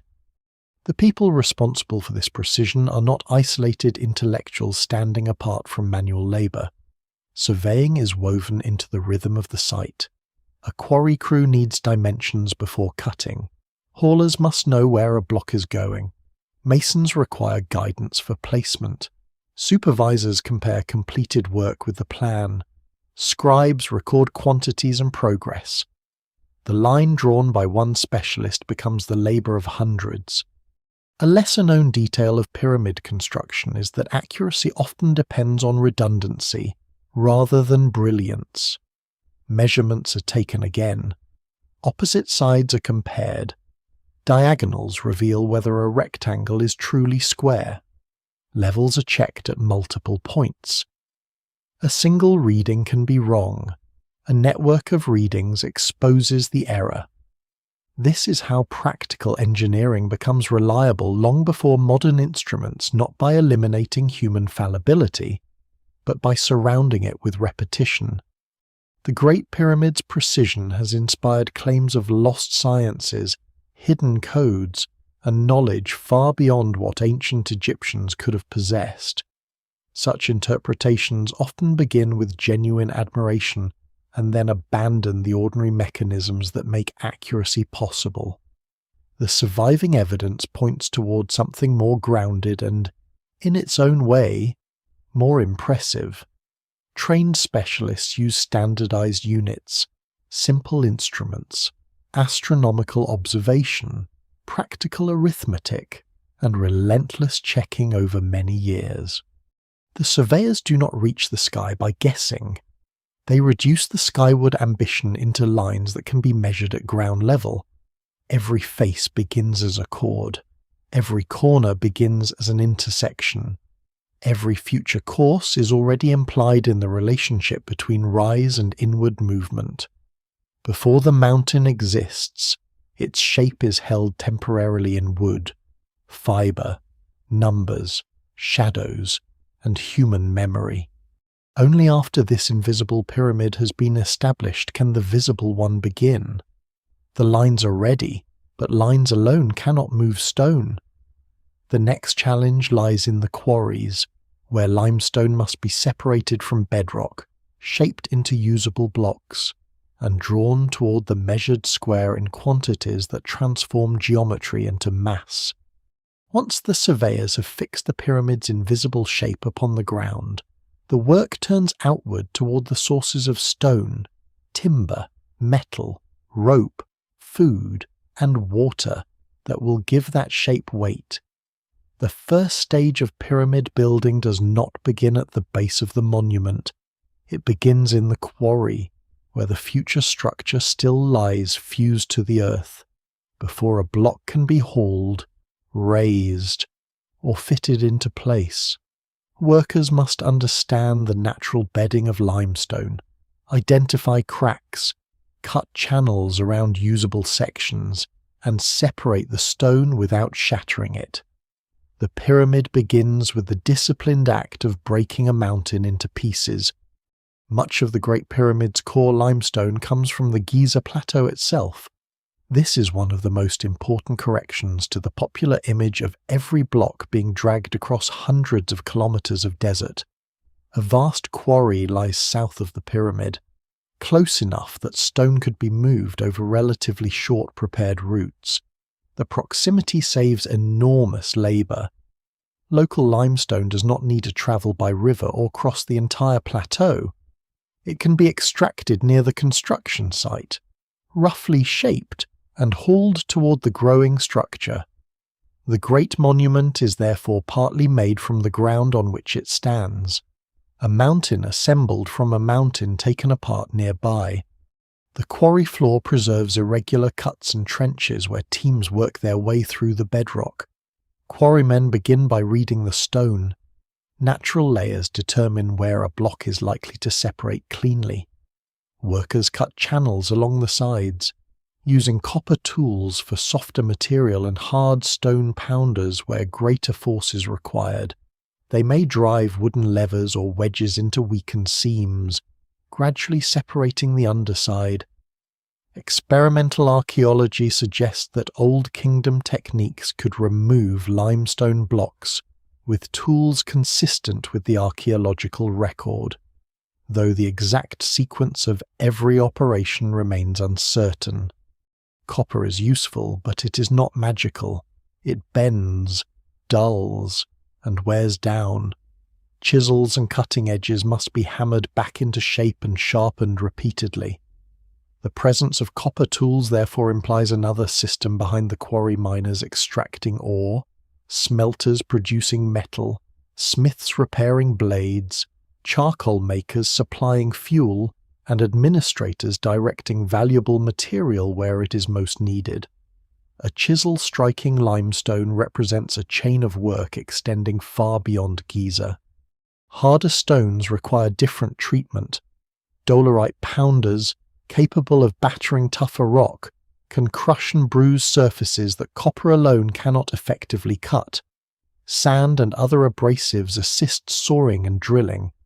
In these processes, The copper tool may guide the abrasive rather than slice hard stone like a modern steel blade. The repeated movement of sand against stone does the wearing. Progress is slow, but slowness becomes powerful when organized labor repeats the action for days, months, and years. The builders distinguish carefully between different kinds of stone.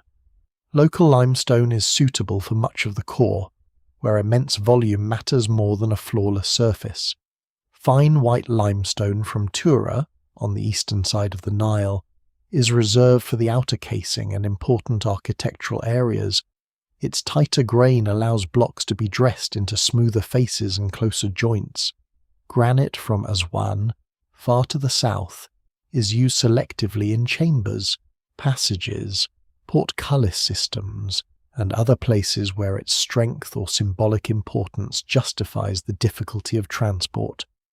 This distribution of materials reveals a mature logistical intelligence. The builders do not spend the same amount of effort on every block. They use abundant nearby stone for mass, finer limestone for the visible skin, and granite for critical internal elements. The pyramid's precision is therefore selective and strategic. Rougher core blocks can be fitted with mortar and smaller stones, while casing, passage walls, and chamber masonry demand far greater control. Efficiency lies not in making everything perfect, but in knowing where perfection matters. Water connects these distant sources. The Nile and its branches function as Egypt's great transport network, and the landscape of the Old Kingdom is wetter and more channeled than the modern desert suggests. Research into the lost Ahramat branch indicates that many pyramid fields were once situated near a major Nile channel that later disappeared beneath farmland and sediment. Harbours, canals, and flood basins brought boats far closer to construction sites than the present river would lead an observer to imagine. The question is not simply how stone crossed dry sand. Much of the journey took place by water. The harbour east of Giza formed part of this system. Boats carrying fine limestone from Tura could travel through river channels and artificial waterways toward the pyramid complex. The papyri from Wadi el-Jarf preserve the work diary of an official named Mera, whose crew transported limestone by boat to the area called Akhet Khufu, the horizon of Khufu. The entries describe journeys, stops, deliveries, and administrative routines. They do not reveal the full method of raising stone to the summit, but they provide something equally valuable: direct evidence that pyramid construction relied on scheduled transport crews, written records, inspected routes, and a functioning water network. Mera's diary strips away the idea of a silent, unknowable mystery. The work has dates, personnel, destinations, and supervisors. Blocks are not moved through a single heroic effort. They pass through a sequence. Stone is quarried at Tura, loaded onto boats, carried along waterways, unloaded near Giza, and transferred to overland routes. Each stage must meet the next. A delay at the quarry affects the harbour. Low water affects navigation. Damaged rope or a leaking boat affects delivery. The pyramid rises only because these ordinary failures are anticipated and managed. On land, blocks travel on wooden sledges. A famous image from a later Egyptian tomb shows a large statue being pulled while a worker pours water in front of the sledge. Experiments indicate that dampening sand can reduce friction by preventing loose grains from piling up ahead of the runners. Too little water leaves the sand unstable. Too much creates mud. The useful amount lies between. Whether every pyramid block was moved in precisely this way cannot be proven, but the principle fits the tools, landscape, and known Egyptian practice. Wood is essential even though little of it survives. Sledges, levers, rollers in limited contexts, boat frames, scaffolding elements, tool handles, beams, and temporary supports all depend on timber. Egypt does not possess unlimited forests, so wood is reused, repaired, and sometimes imported. Rope made from plant fibers binds sledges, controls loads, secures cargo, and allows teams to coordinate their pull. A broken rope beneath a heavy block is not a minor inconvenience. It is a serious threat to workers, equipment, and schedule. Rope makers and inspectors are therefore part of the construction technology, even if their products disappear from the archaeological record. The movement of a block depends on preparation of the ground as much as strength. Tracks must be cleared, packed, lubricated, or surfaced. Sudden changes in level must be reduced. Hauling teams require space to stand and pull in rhythm. Supervisors must prevent congestion where quarry routes meet the pyramid base. A large construction site could not function if every crew dragged stone wherever it wished. Traffic itself had to be designed. Water also sustains the workers directly. Haulers, masons, quarrymen, and boat crews labour in intense heat and dust. They need drinking water, bread, beer, onions, fish, meat, and other supplies in quantities large enough to support thousands of people. Animals used for food must be raised, transported, and butchered. Pottery vessels must be produced and replaced. Waste must be removed. Tools must be recovered each day. The pyramid's supply chain is not limited to stone. Human bodies are also materials that must be maintained. A lesser-known part of the process is how early shaping reduces transport costs. Quarrymen may remove unnecessary stone before hauling, but final dressing is often delayed until the block reaches its position. A perfectly finished surface risks damage during movement. Leaving extra material provides protection and allows masons to adjust the stone during fitting. The block changes gradually from bedrock to rough unit to finished architectural element, with different workers responsible at each stage. No single technique explains how the pyramid was built because no single technique performs every task.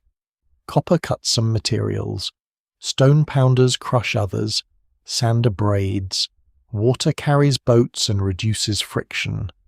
Wood provides leverage and support. Rope converts many bodies into one coordinated force. Nearby quarries supply volume, while distant sources provide specialized stone. The achievement lies in combining these modest technologies into an uninterrupted flow.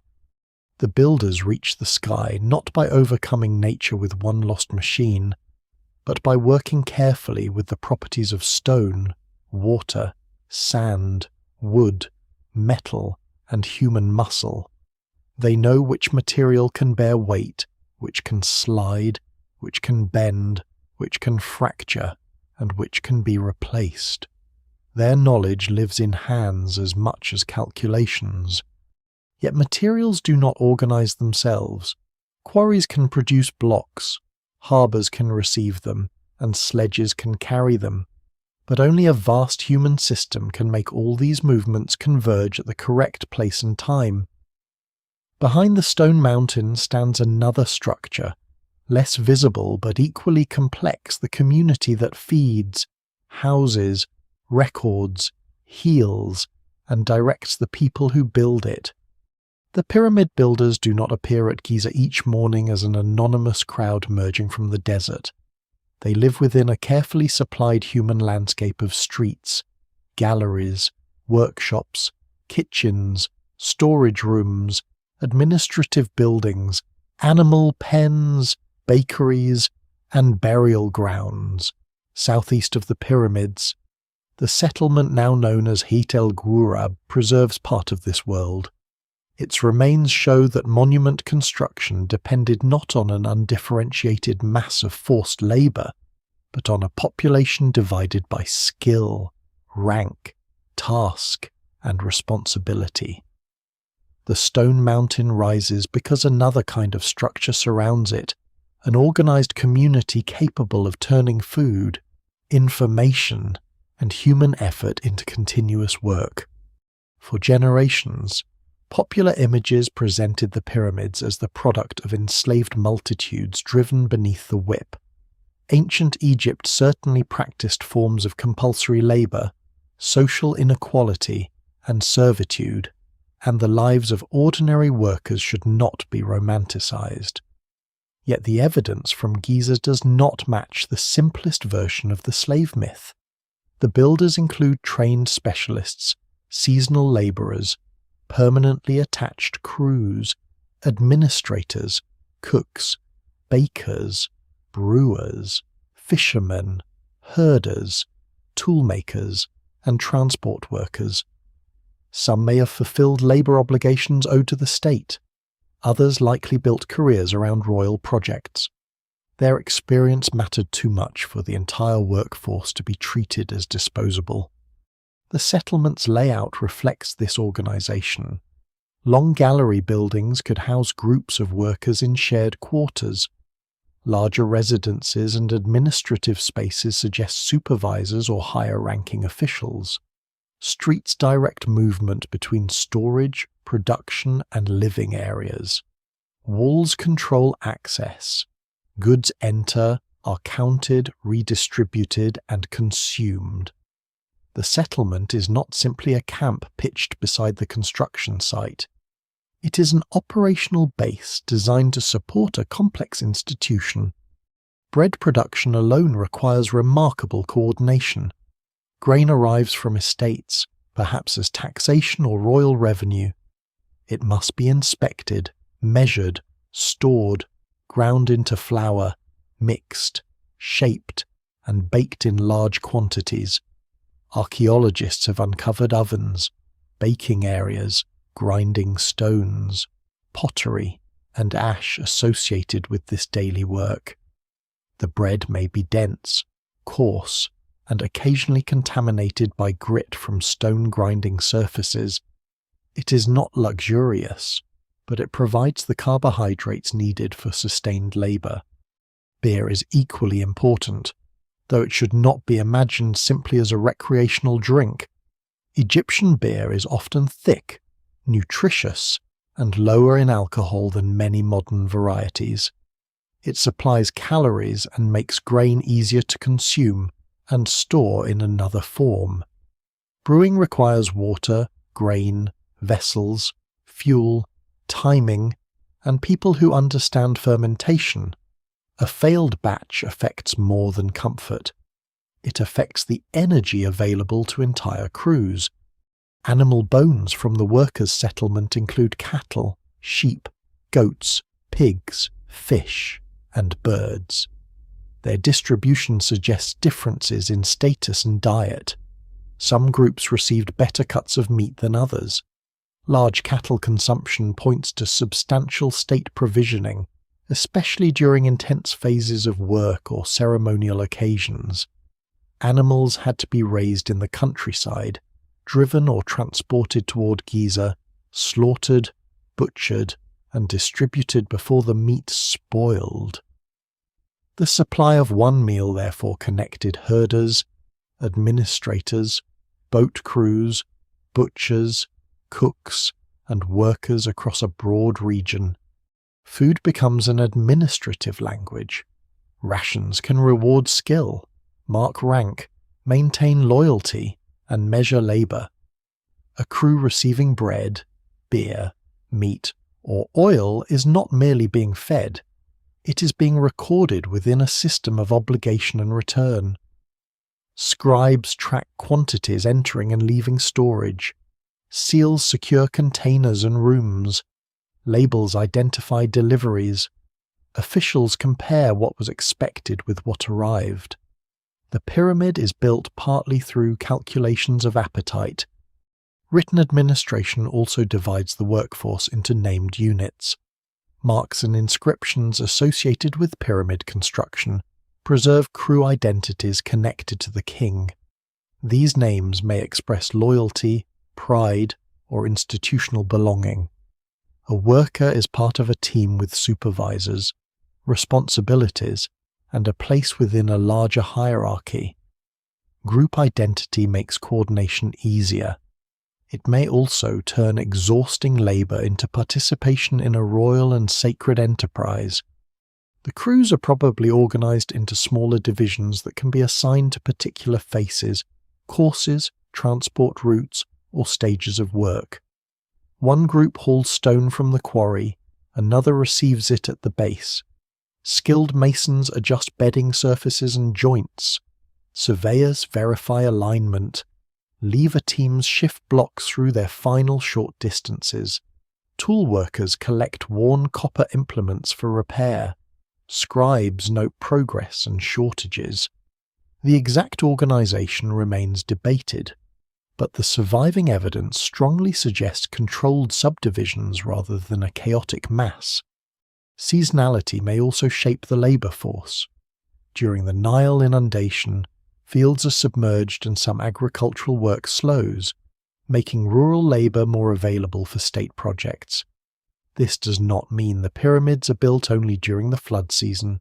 Skilled work, quarrying, transport, maintenance, and administration likely continue throughout much of the year.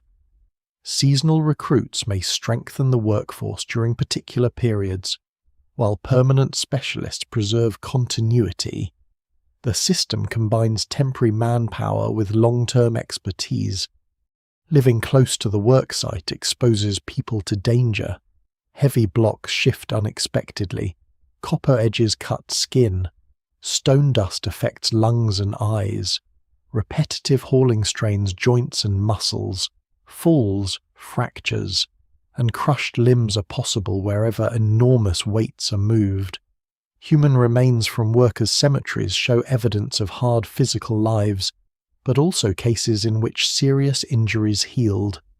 A healed fracture suggests that at least some injured people received care, food, and time enough to recover. This does not prove a modern medical service, yet it contradicts the image of every incapacitated worker being immediately abandoned. Egyptian medical knowledge includes splinting, wound treatment, bandaging, and practical observation of injury. At a major royal work site, maintaining skilled labour is economically sensible as well as humane. An experienced mason or boat pilot represents years of accumulated knowledge. Replacing him is not as simple as adding another body to a hauling rope. Care for workers helps preserve the expertise on which the monument depends. The cemeteries near the settlement add another layer. Some workers and supervisors are buried within sight of the monuments they helped build. Their tombs are modest compared with the royal pyramids, but burial near Giza may have carried honour and symbolic value.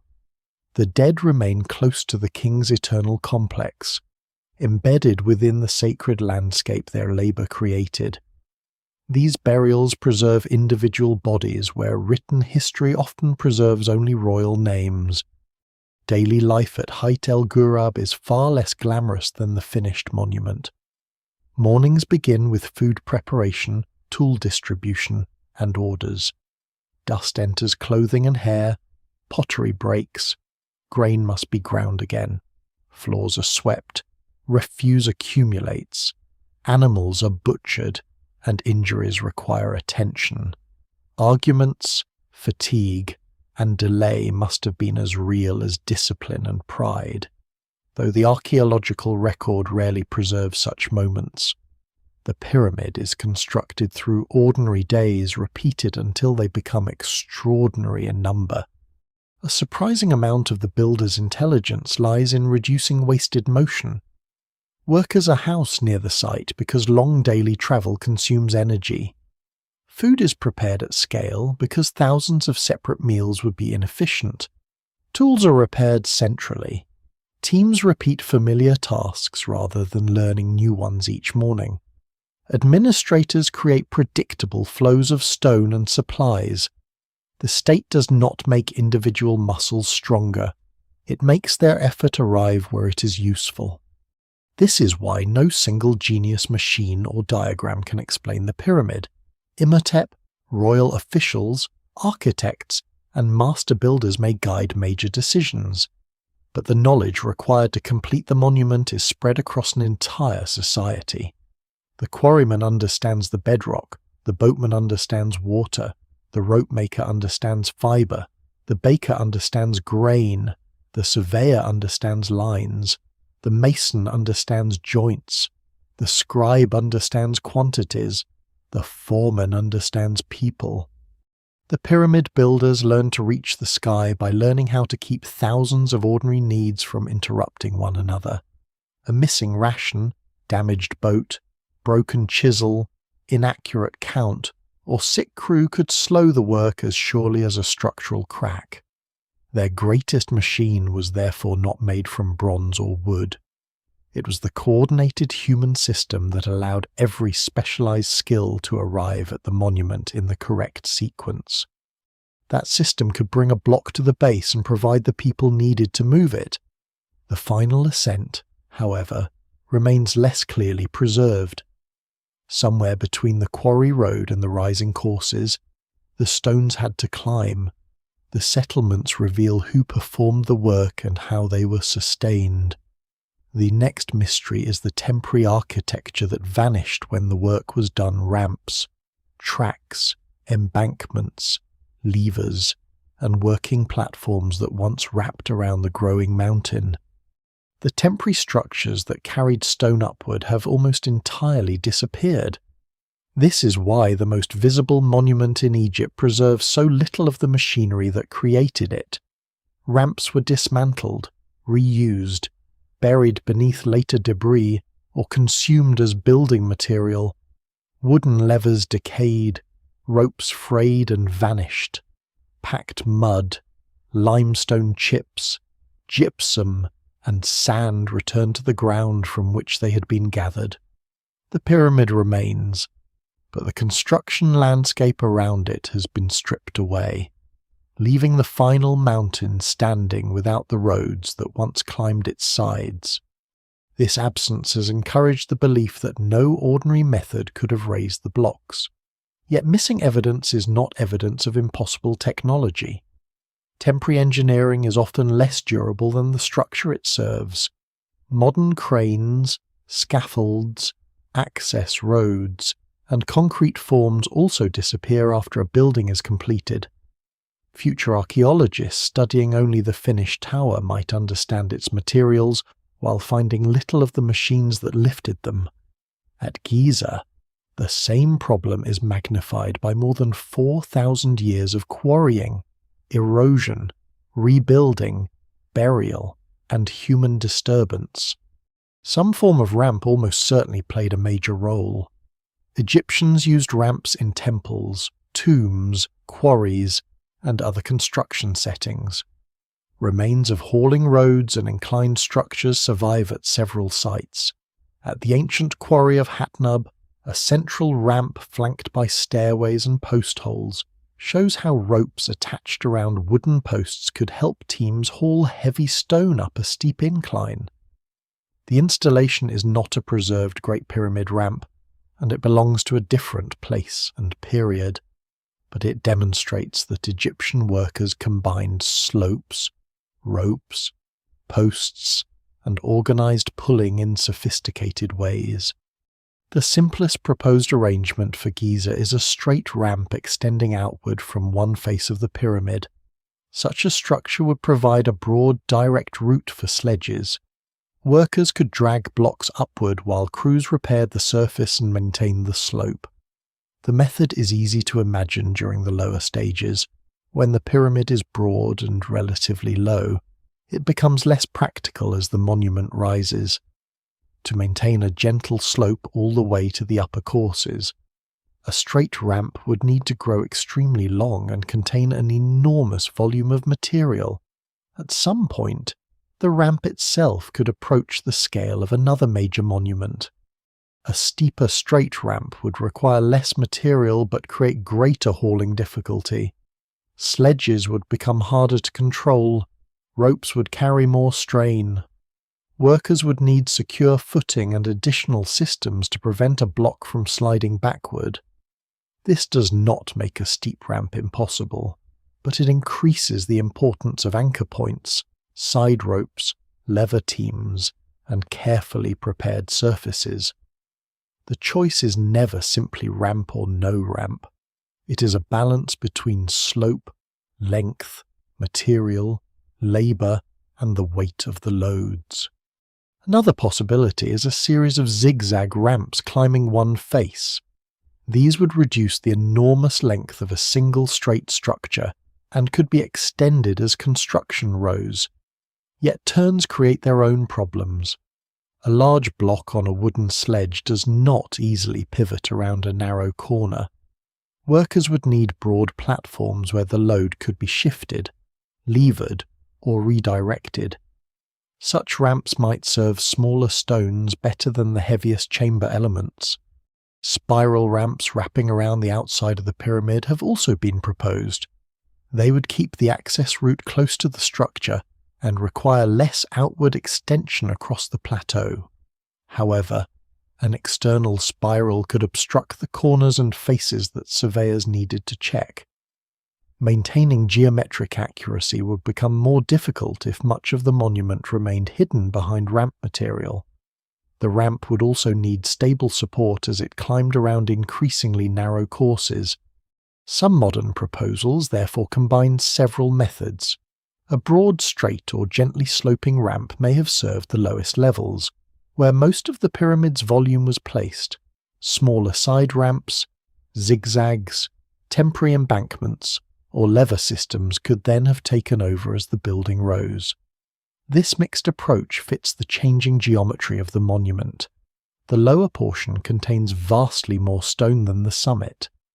A method efficient near ground level does not need to remain efficient at every height. The possibility of internal ramps has attracted particular attention. In this model, a passage or rising route is incorporated within the outer body of the pyramid, turning at the corners and allowing stones to be hauled upward without an enormous external embankment. Small voids or irregularities inside the monument have been interpreted by some researchers as possible traces of such a system. The idea is ingenious, but direct archaeological confirmation remains limited. No continuous internal construction ramp has been mapped through the Great Pyramid, and scholars still debate whether the observed features support this explanation. Whatever route was used, the stones were probably not lifted from ground level to their final positions in one motion. They advanced through stages. A block could be hauled to a working platform, secured, repositioned, and then moved again.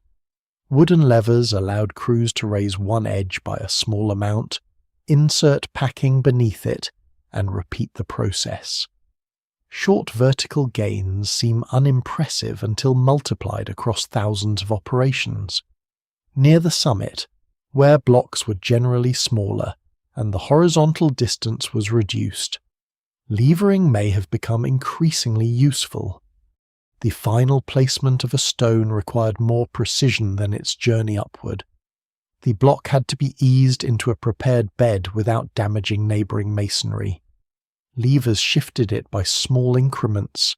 Gypsum-based mortar helped fill irregularities and distributed pressure. Though it was not used like modern cement to glue poorly fitted stones together, masons checked the level and alignment, trimmed high points, and adjusted the joint. Hauling brought the stone close. Skilled fitting made it part of the pyramid. The heaviest granite elements inside the Great Pyramid present a more difficult question. Some beams above the king's chamber weigh many tens of tons and were transported from Aswan. Moving them required reinforced sledges, large teams, carefully controlled ramps, and perhaps different schedules from ordinary core blocks. Their presence shows that Egyptian builders could handle exceptional loads. But it does not mean every block presented the same challenge. Most core stones were far smaller. Popular descriptions often treat the heaviest examples as typical, making the whole project appear more mechanically impossible than it was. Recent computer models attempt to test different ramp systems against construction time, slope, traffic flow, labor requirements, and available space. These simulations can reveal whether a proposed route is physically plausible, but they cannot turn plausibility into archaeological proof. A model may show that a multi-ramp system could move enough stone within a certain number of years. It cannot show that Khufu's builders actually chose that exact system unless physical evidence supports it. An even more controversial proposal concerns the step pyramid of Djoser. A recent study suggested that water management features around Saqqara may have been connected to a hydraulic lifting system within the monument. The authors present the idea as a possibility rather than a settled conclusion. Other researchers question the interpretation, the available water supply, and whether the proposed system matches the archaeological evidence. It is a useful reminder that new hypotheses continue to appear, but it should not be treated as the lost master key to Egyptian pyramid construction. No single explanation fully accounts for every phase, every block, and every pyramid. Methods probably change between Djoser, Sneferu, and Khufu. They may also have changed within a single construction project as height increased. Builders were practical. They did not need loyalty to one elegant theory. If a broad ramp worked near the base, they could use it. If a smaller side ramp worked higher up, they could change. If levers solved the final few feet, they could use those as well. The mystery survives because the temporary architecture is fragmentary, not because all ordinary explanations have failed. Ramps, sledges, wet sand, ropes, wooden posts, working platforms, and levers are individually modest. Combined with trained crews and decades of repetition, they become capable of extraordinary results. The missing method may never have been one method at all. By the time the highest courses were placed, the access system that carried them was already being dismantled below. Ramp material could be cleared from the casing. Temporary platforms disappeared. The smooth white faces emerged as though the monument had risen without assistance. This was perhaps the final architectural illusion. The builders removed the visible evidence of effort, leaving behind a perfect geometric mountain that seemed to have arrived whole upon the desert. When the Great Pyramid begins to rise at Giza, Egypt is no longer experimenting with whether a true pyramid can stand. Djoser has proven that monumental stone construction is possible. Meidum has exposed the danger of wrapping a stepped core in an unstable outer form. The bent pyramid has preserved a mid-construction correction across its entire face. The Red Pyramid has shown that a smooth-sided mountain can be completed safely at a more restrained angle. Khufu's project inherits all of these lessons and then pushes them toward a scale that no earlier monument has reached. The original pyramid stands about 146.5 meters high, with a base extending roughly 230 meters along each side. For around 3,800 years, it remains the tallest human-made structure on Earth. Those dimensions are impressive, but numbers alone can make the monument seem abstract. At ground level, one face is long enough to dominate the view in every direction. Near the base, the blocks form courses taller than a person. Above them, the masonry narrows through layer after layer until the summit becomes a distant point against the sky. The monument contains millions of stone units, though estimates vary depending on how irregular core masonry and natural bedrock are counted. The Great Pyramid is often imagined as a uniform stack of identical blocks, each cut with impossible precision. The surviving structure tells a more practical story. Block sizes vary. The lower courses contain many large stones, while higher levels generally use smaller ones. Core masonry can be irregular, with mortar and small stones filling gaps. precision becomes far more demanding at the outer casing. Corners, passages, chambers, and other critical locations. The builders distribute effort intelligently rather than treating every hidden surface as if it were part of a polished temple wall. Construction probably advances across broad horizontal courses, though the exact sequence remains debated. Stone arrives from the nearby quarry and from river deliveries. Crews haul it toward working zones, where blocks are positioned, adjusted, and incorporated into the growing mass. As each level rises, surveyors check height, slope, alignment, and corners. The monument does not simply become smaller toward the top. It must remain centered while enormous volumes of stone arrive through temporary routes that are themselves constantly changing. The interior complicates this process. Earlier pyramids generally place their main chambers low within the structure or beneath it. Khufu's builders create a more ambitious arrangement, with passages and rooms occupying different elevations inside the pyramid. A descending corridor leads downward through the bedrock toward an unfinished subterranean chamber. An ascending passage branches upward into the body of the monument. From there, routes lead toward the chamber traditionally called the Queen's Chamber, the Grand Gallery, the King's Chamber, and the relieving spaces above it. These modern names do not prove who was intended to occupy each room. The so-called Queen's Chamber contains no confirmed queen's burial, and its function remains uncertain. It lies near the pyramid's central axis and includes a corbelled niche in its eastern wall. The chamber may have served a ritual purpose, represented an abandoned burial plan, or belonged to a more complicated internal program. The evidence remains incomplete, and no single explanation fully accounts for every feature. The Grand Gallery rises beyond it like a steep interior corridor carved into the heart of the mountain. Its walls project inward through successive corbelled courses, narrowing toward the ceiling. The floor climbs toward the king's chamber, while slots, ledges, and grooves line portions of the passage. Some researchers have interpreted these features as traces of a system used to move or control heavy granite blocks, perhaps those associated with the chamber's closure. Others see architectural or ritual functions. Whatever its full purpose, the gallery demonstrates that internal space itself could become part of the construction process. At its upper end lies the king's chamber, built from granite transported from Aswan. The chamber is rectangular, severe, and almost completely undecorated.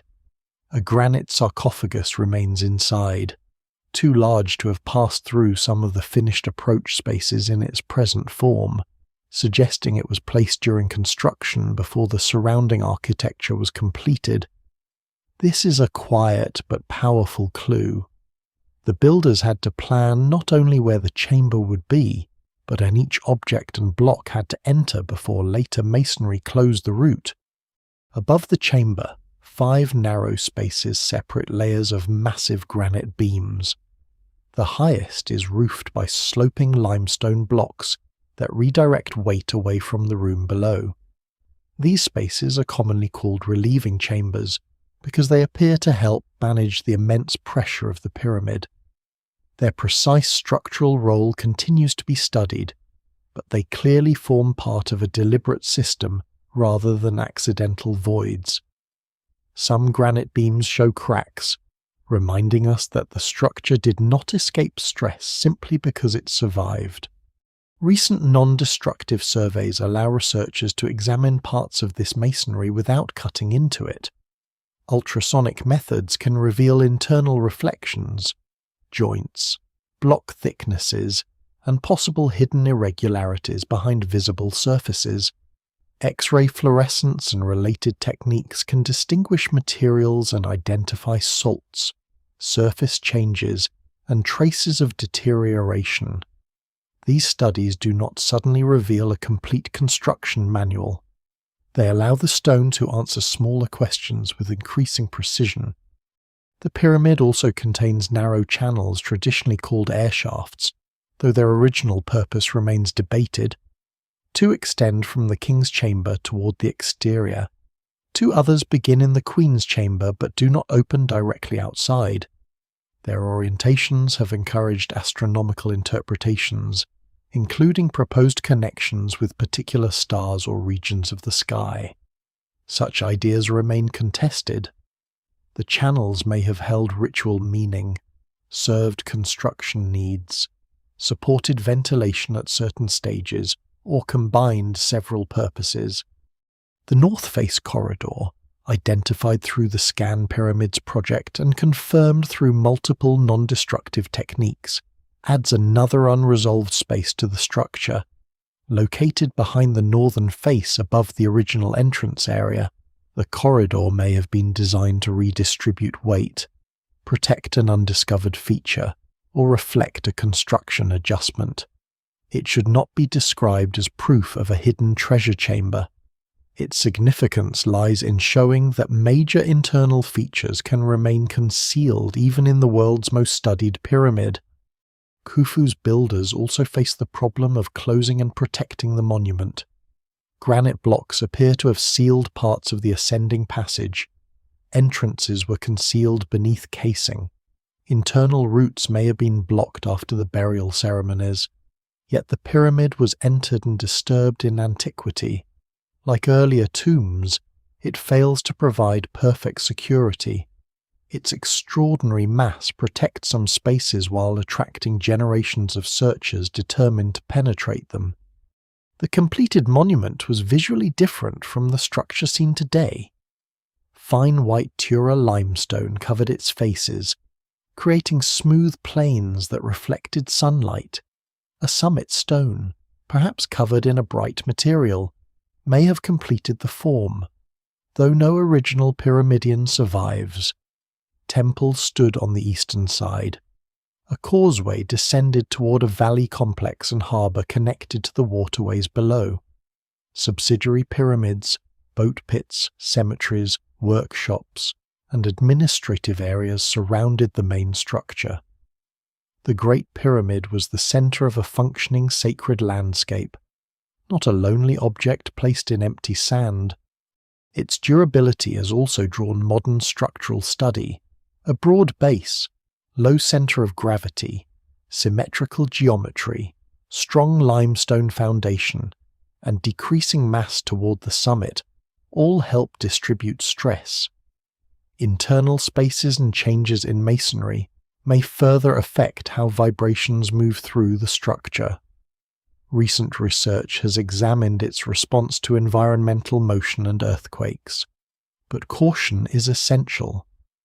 These qualities do not prove that Khufu's architects possessed a formal theory of earthquake-resistant design.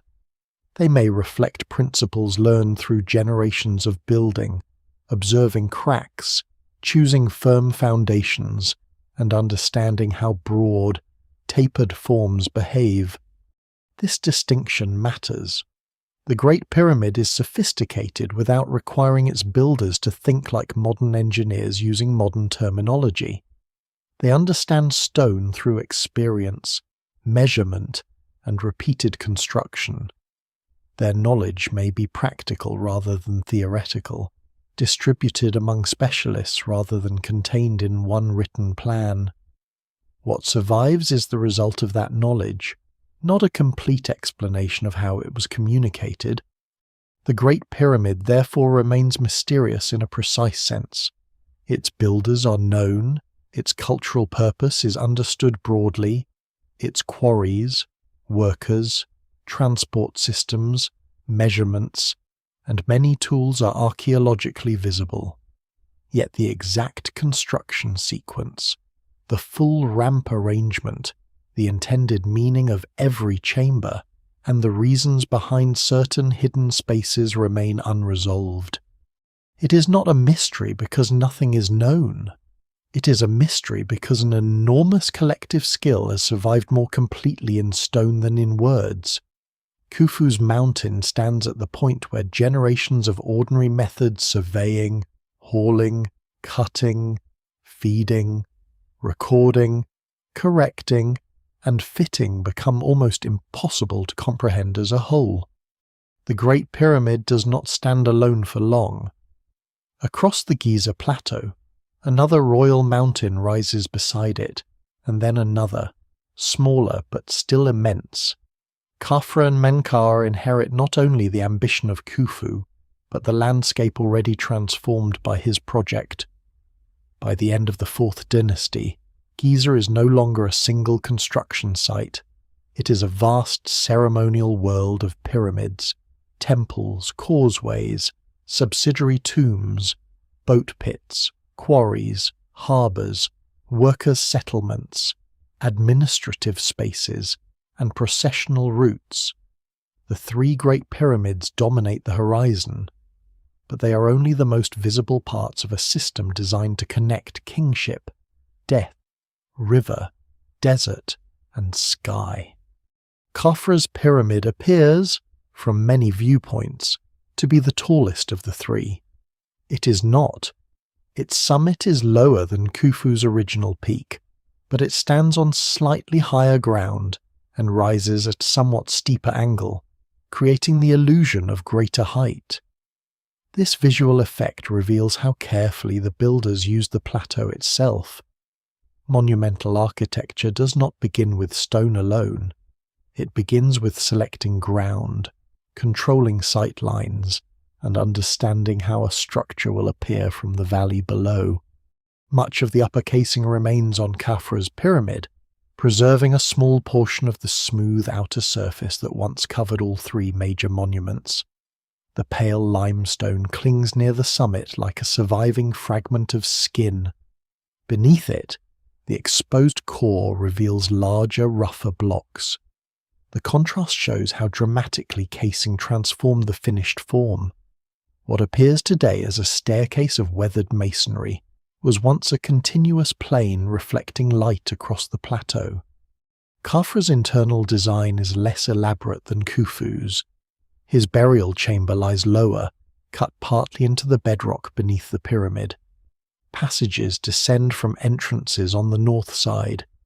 The chamber contains a stone sarcophagus set into the floor. There is no grand gallery and no high chamber enclosed within the upper mass. This difference does not suggest that knowledge has been lost. It may reflect a deliberate return to a simpler and more secure arrangement after the extreme internal complexity of Khufu's monument. The architecture around Khafra's pyramid is especially well preserved. On the eastern side stands the mortuary temple, where offerings and rituals supported the king's continuing existence. A long causeway extends downhill toward the valley temple, near the ancient edge of cultivation and water. The causeway is not merely a road. It links 2 worlds, the high western desert of burial and the lower river landscape through which people, materials, and ceremonial processions arrive. At the valley temple, massive blocks of local limestone form the core, while granite casing and alabaster floors create an interior of controlled surfaces and polished stone. Statues of Khafra once filled the building. One famous image shows the king seated with the falcon, god Horus sheltering the back of his head. The sculpture compresses political theology into a single form. The human ruler remains visible, while divine protection is present just behind him. Nearby, the Great Sphinx faces east toward the rising sun. Its human head and lion's body are carved directly from the bedrock, with additional masonry used to repair or shape parts of the body. Most scholars connect it with Khafra's complex, though details of its construction and precise symbolic role remain debated.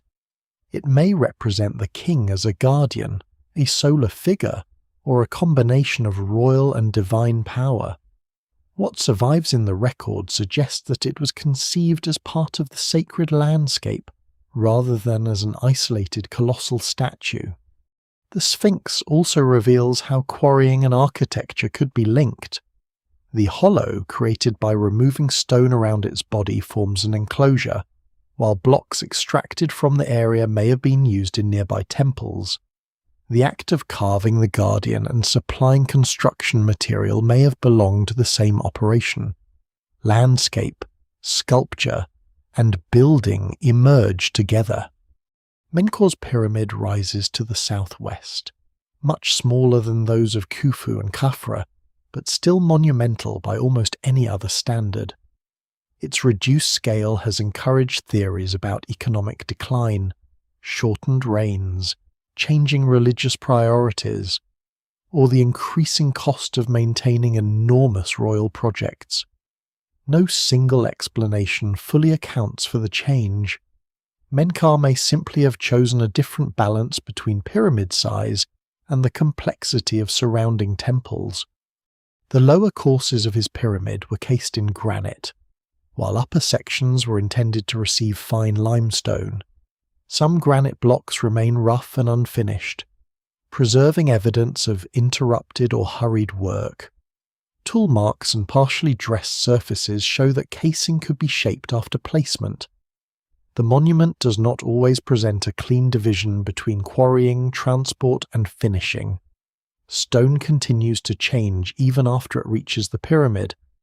Menkaura's mortuary complex also shows signs of construction in stages. Parts intended for stone were completed in mud brick. Perhaps after the king's death forced work to proceed more quickly. Royal monuments had to become functional burial and ritual centres even if the original architectural plan could not be finished exactly as intended. Death imposed a schedule that no engineer could revise. Around the three kings stand smaller pyramids often associated with queens, royal women, or subsidiary cults. Mastaba fields spread east and west of Khufu's monument, containing tombs of princes, officials, priests, administrators, and other members of the elite. These cemeteries are arranged with striking order, especially in their earlier phases. Straight streets pass between rows of rectangular tombs. The geometry of royal architecture extends outward into the organization of the dead. The tombs preserve titles and careers that reveal the state behind the pyramids. Officials oversee royal works, treasury operations, priesthoods, estates, expeditions, and scribal departments.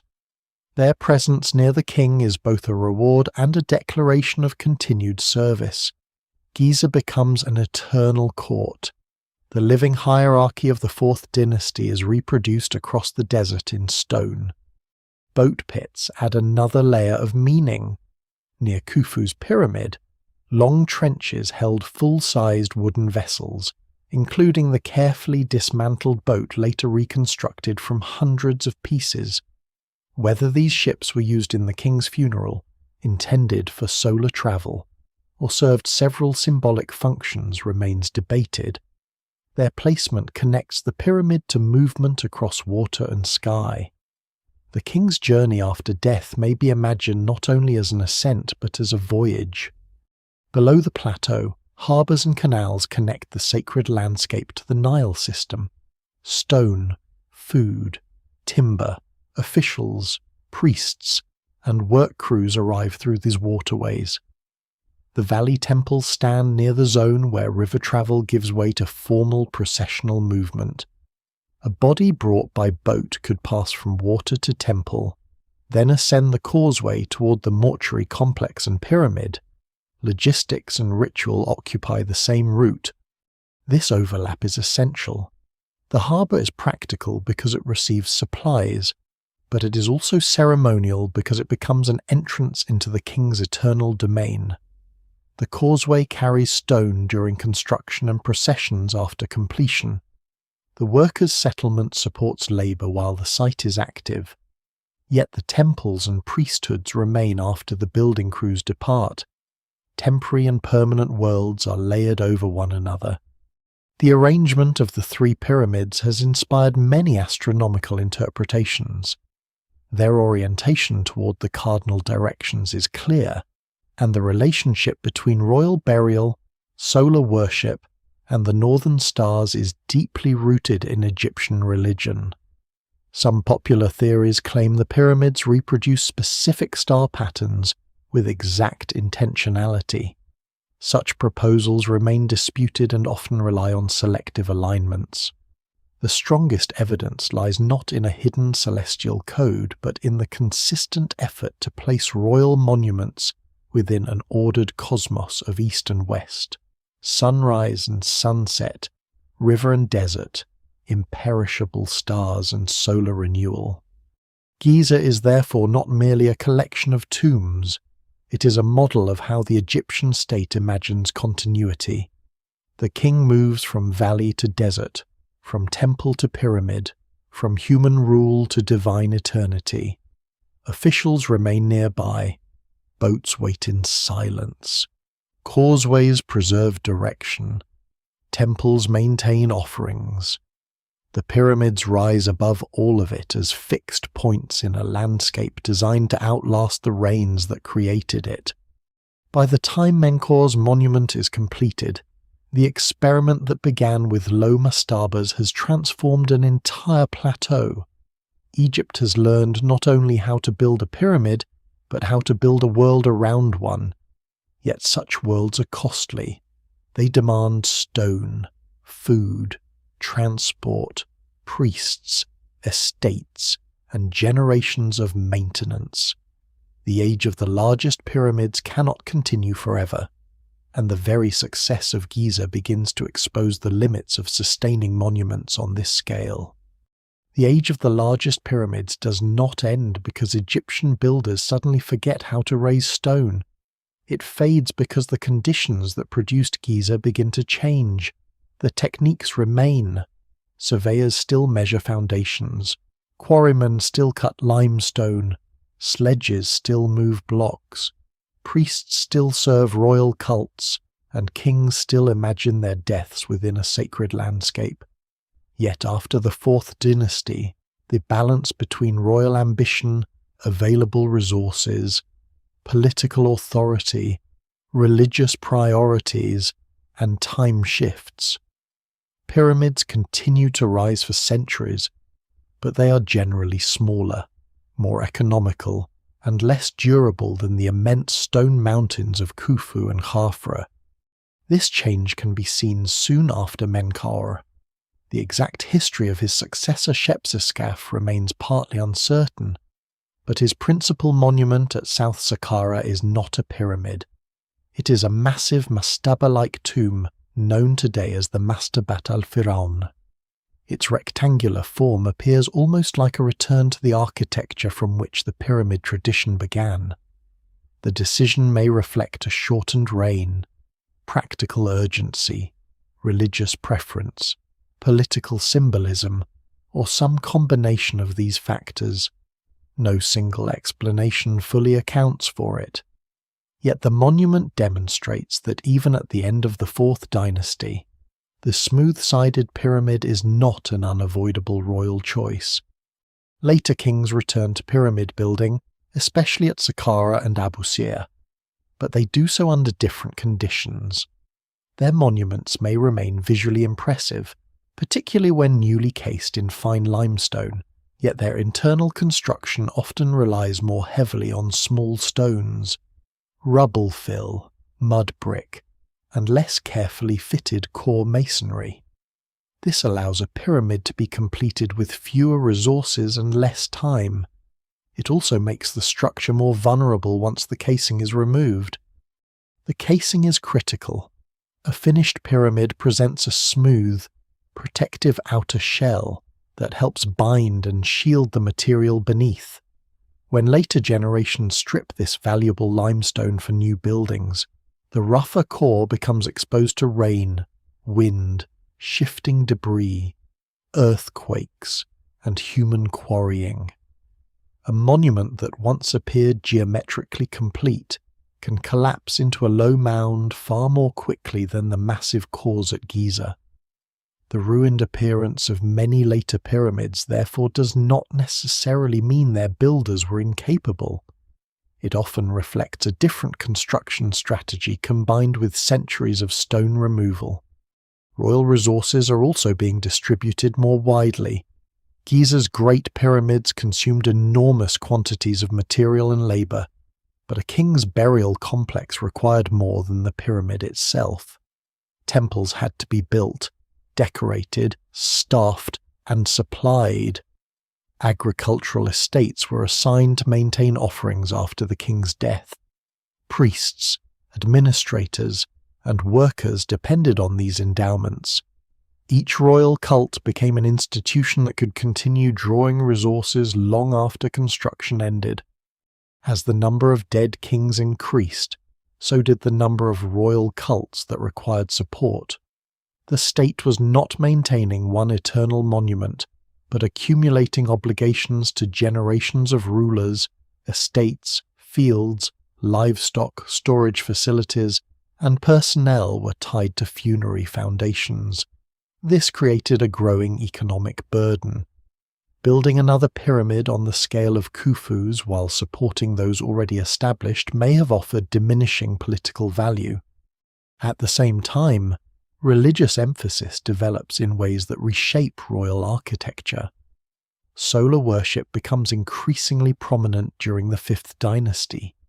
Kings construct sun temples as well as pyramid complexes, directing resources toward monuments connected with the sun god Ra. The pyramid remains important, but it now shares attention with new ceremonial institutions. Royal identity is expressed through a wider network of sacred buildings rather than through height alone. The pyramid complexes at Abu Simbel reveal this change clearly. Their pyramids are smaller than those at Giza, while their temples can be architecturally rich and extensively decorated. Walls carry reliefs showing royal ceremonies, divine relationships, foreign peoples, estates, offerings, and the ordered life of the kingdom. Monumental meaning moves partly from sheer mass into image, ritual, and written identity. This shift becomes even more visible near the end of the Old Kingdom, when the earliest known pyramid texts appear inside the Pyramid of Unas at Saqqara. The chamber walls are covered with hieroglyphic spells intended to guide, protect, and transform the king in the afterlife. Earlier Great Pyramids are largely undecorated within their chambers. Now sacred language enters the interior in an extensive and permanent form. The appearance of these texts does not mean earlier kings lacked rituals or beliefs about ascent, stars, gods, and rebirth. Those traditions were probably spoken, performed, and preserved in forms that have not survived. What changes is their placement. The words are carved into the royal tomb itself. The king's journey no longer depends only on the pyramid shape, orientation, temple service, and ritual performance. It is also supported by a written map of transformation. In a sense, the builders no longer need the monument to communicate everything through scale. A smaller pyramid can contain a vast religious universe in language. The skyward journey has moved partly inside. Political authority also becomes more dispersed. Provincial administrators and powerful families gain influence. Officials who once depended closely on the royal court establish increasingly impressive tombs in regional cemeteries. Wealth and administrative power are no longer concentrated as overwhelmingly in one royal construction program. The king remains sacred and powerful, but the state's ability to mobilize national resources may become less absolute than it was under Sneferu or Khufu. Long reigns and stable succession had been crucial to the largest projects. A pyramid requires years of planning, quarrying, transport, construction, and ritual preparation. Short reigns force builders to reduce scale or alter designs. A king cannot depend on his successor to complete an enormous monument according to the original vision. Every royal project therefore contains an unspoken race between architecture and mortality. Some later pyramids reveal hurried changes, incomplete temples, modified chamber plans, or materials substituted after a ruler's death. Builders become skilled at creating functional burial complexes within uncertain schedules. Economy is not necessarily evidence of decline. It can be evidence of adaptation to political reality. The end of the Old Kingdom brings deeper disruption. Low Nile floods, regional competition, administrative fragmentation, and the weakening of central authority contribute to a period of instability. The exact balance between environmental and political causes remains debated, and Egypt's difficulties cannot be reduced to one drought or one failed reign. Yet the centralized system capable of sustaining Giza-scale building no longer operates in the same way. When political unity is restored during the Middle Kingdom, kings build pyramids again. Their monuments draw on Old Kingdom tradition but often use different construction methods. Mud brick cores, internal retaining walls, stone frameworks, and limestone casing reduce the need for millions of carefully placed core blocks. These pyramids may have appeared magnificent when complete, but once their casing was removed, their softer interiors eroded rapidly. Middle Kingdom builders are not attempting to reproduce Khufu block for block. They adapt the pyramid to a new state, a new economy, and new religious conditions. Their monuments often include complex security systems, hidden passages, and burial chambers placed away from obvious central positions. Yet these precautions still fail to prevent robbery. As before, greater complexity cannot guarantee protection. By the New Kingdom, most rulers abandon pyramids as their primary royal tombs. Kings are buried in hidden rock-cut chambers in the Valley of the Kings, separated from their mortuary temples on the cultivated edge. Concealment replaces overwhelming visibility. The burial retreats into mountain valleys, while public ritual continues in monumental temples elsewhere.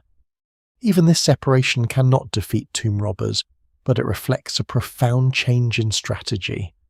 The pyramid had announced the king's burial to the entire horizon. The hidden tomb attempts to remove the body and treasure from sight. Royal eternity no longer requires that the grave itself dominate the landscape as an artificial mountain. The pyramid form does not vanish from Egyptian culture. Small pyramids appear above private tombs. Pyramid-shaped monuments continue farther south in Nubia and the kingdoms of Kush. The geometry survives because its symbolic power has outlived the specific administrative system that created Giza. Egypt's skyward age therefore does not end with a lost secret. It changes as priorities change. Builders still know how to measure, quarry, transport, and construct. What disappears is the extraordinary concentration of resources and royal authority that once allowed generations of knowledge to be gathered into a single mountain. The pyramid grows smaller, not because the Egyptians have forgotten the sky, but because they have found other ways to reach it. The pyramids have outlived almost every explanation once offered for them. Their outer casing has been stripped. Temples have fallen. Harbours have filled with sediment, and the settlements that supplied their builders have disappeared beneath sand and later occupation. The kings for whom they were constructed survive mostly as names, yet the monuments remain large enough to encourage the belief that ordinary people, working with ancient tools, could not have made them. The less that survives of the construction process, the easier it becomes to replace missing evidence with a single impossible secret. Archaeology has gradually restored a more human story. It does not remove the wonder. It changes where the wonder lies. The pyramid builders were not waiting for lost machines, visitors from another world, or knowledge granted in one sudden revelation. They inherited practices developed over generations.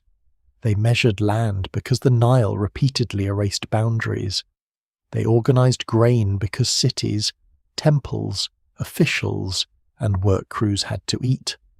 They moved heavy objects by boat because the river was Egypt's natural road. They cut stone because tombs, shrines, thresholds, and royal chambers had already taught them how different rocks behaved. The Pyramid Age gathered these skills together and forced them to operate at extraordinary scale. The sequence of monuments preserves the process almost as clearly as a written archive. Mastabas show the royal tomb before it rises. Djoser's pyramid shows the familiar form multiplied upward. Meidum records the difficulty of hiding steps beneath a smooth exterior. The bent pyramid preserves an altered slope where ambition encountered instability. The red pyramid carries a safer angle to completion. Khufu's pyramid then combines the accumulated lessons of foundation preparation, chamber construction, transport, surveying, labor management, and material selection in one immense project. This sequence is difficult to reconcile with the idea of a perfect technique appearing suddenly and then being forgotten. It resembles learning. Early forms are enlarged, problems appear, designs change, stable solutions are repeated. Later builders modify them again according to new needs. The monuments behave like products of human experimentation, because that is what the surviving evidence suggests they are. The workers' settlements at Giza have also changed the image of the people behind the stone. Excavations reveal organized housing, bakeries, storage spaces, workshops, administrative buildings, and the remains of a varied food supply. Cemeteries preserve individuals whose bodies carry evidence of demanding physical labor, and, in some cases, healed injuries. Crew names and work marks reveal groups with identities and internal organization. These were not nameless shadows existing only beneath a royal command. They were quarrymen, haulers, masons, sailors, cooks, scribes, supervisors, brewers, herders, toolmakers, and surveyors. Some labor was almost certainly compulsory.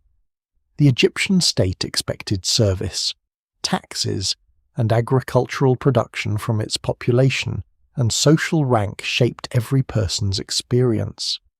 The evidence does not justify turning the worksite into an ideal community free from hardship. It does, however, make the simplest slave gang image increasingly difficult to maintain. A project requiring trained judgment, years of continuity, and careful coordination could not depend entirely on terror and expendable bodies. Skill had to be preserved, workers had to be fed, crews had to trust ropes, signals, supervisors, and one another when moving loads capable of crushing anyone caught beneath them. The Diary of Mera brings this organized world unusually close. Its entries describe a crew moving fine limestone from Tura toward Khufu's construction zone through waterways linked to Giza. The language is administrative and routine. There is no description of supernatural knowledge or astonishing machines. There are journeys, deliveries, stops, and assigned work. This quiet record may be more important than any dramatic legend because it shows the pyramid entering history through a schedule. The lost waterways have restored another part of the landscape. The pyramid fields were not always separated from the Nile by the broad dry distances visible today. Channels, flood basins, canals, and harbours brought boats close to the plateau. Stone arriving from Tura or Aswan did not need to cross the entire desert by sledge. The river carried much of the burden. Local quarries supplied most core material near the building site, while distant sources were used selectively for casing, chambers, floors, and structural elements. This does not solve every problem. Scholars still debate the exact form of the ramps, the sequence in which parts of the Great Pyramid were built, the function of several internal spaces, and the methods used to lift the heaviest granite beams. The surviving evidence allows several plausible reconstructions, but no single explanation fully accounts for every stage. The honest story is not that the method is completely known. It is that uncertainty exists within a broad field of well-supported knowledge. Modern technology continues to narrow that uncertainty. Muon imaging, ground-penetrating radar, electrical resistivity, ultrasonic testing, and material analysis allow researchers to examine spaces and surfaces without cutting through ancient masonry. The north face corridor has been confirmed behind the outer structure. Granite courses can be studied for hidden joints and internal reflections. Limestone, granite, salts, and surface deposits can be distinguished with increasingly precise instruments. These methods are sometimes presented as though each new void must conceal treasure or a final answer. More often, they reveal architectural adjustments, relieving spaces, construction gaps, material changes, or areas requiring conservation. Such discoveries may seem modest beside fantasies of secret libraries and hidden machines, but they are how reliable knowledge advances. A corridor is mapped, a stone's thickness is measured, a joint appears where none was visible. The monument gives up its history in fragments. Even the Great Pyramid's ability to withstand earthquakes and thousands of years of environmental stress can be understood without claiming that its builders possessed modern seismic science. Its broad base, tapered shape, strong limestone foundation, symmetry, and diminishing mass all contribute to stability. These qualities may result from principles learned through repeated construction rather than formal equations. The bent pyramid's altered profile and the red pyramid's gentler slope show that Egyptian builders had already encountered the consequences of unstable geometry. Experience can produce sophisticated design without using modern vocabulary. The greatest misconception may be the search for one technique that explains everything. Pyramid construction begins long before a block reaches a ramp. It begins with food production, taxation, mining, tool repair, quarry planning, boat building, rope making, surveying, and the maintenance of waterways. It continues through hauling, levering, fitting, levelling, recording, inspecting, and correcting. A ramp cannot explain the harbour. A copper chisel cannot explain the workforce. Astronomy cannot explain the bakery. The monument exists only where all these systems meet. This distributed knowledge is harder to admire than a lost machine because it has no single dramatic shape. It belongs to thousands of people, most of whose names are gone. One worker knows how wet the sand should be beneath a sledge. Another knows where limestone will split. Another watches the stars and fixes north. Another counts bread loaves. Another detects a block sitting high on one corner.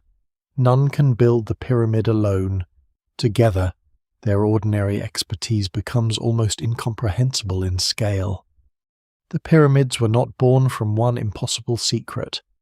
They were born from many ordinary skills, repeated with extraordinary discipline across generations. Their builders learned to reach the sky by first learning the ground, how it settled, how it could be levelled, how stone emerged from it, and how a measured line could be preserved while the monument rose. They learned the river when it carried boats, where channels approached the desert, and how supplies could move with the flood. They learned the weight of stone and the limits of steepness.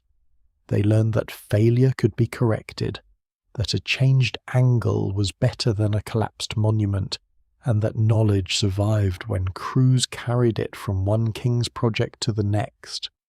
What they left behind is therefore greater than an answer to the question of how blocks were lifted.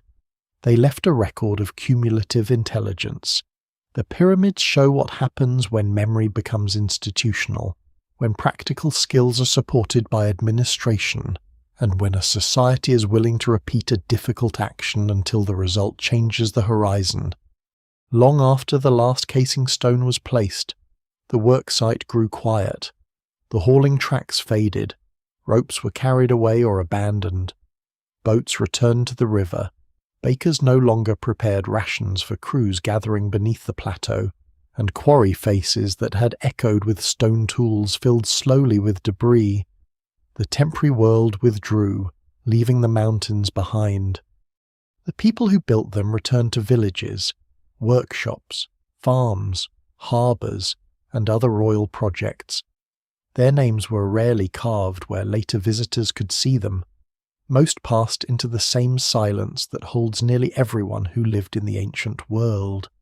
Yet something of their attention remains in every level course and carefully fitted surface.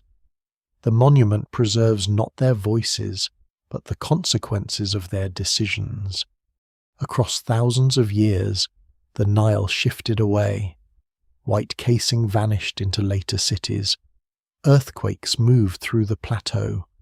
Sand entered chambers that had once been sealed. Kingdoms rose under different languages and gods, and travellers stood beneath the pyramids trying to imagine a beginning no one could clearly remember. That distance makes the structures appear almost detached from humanity, but they were always human. Their scale came from patience accumulated beyond one lifetime. Their precision came from checking the same lines again and again.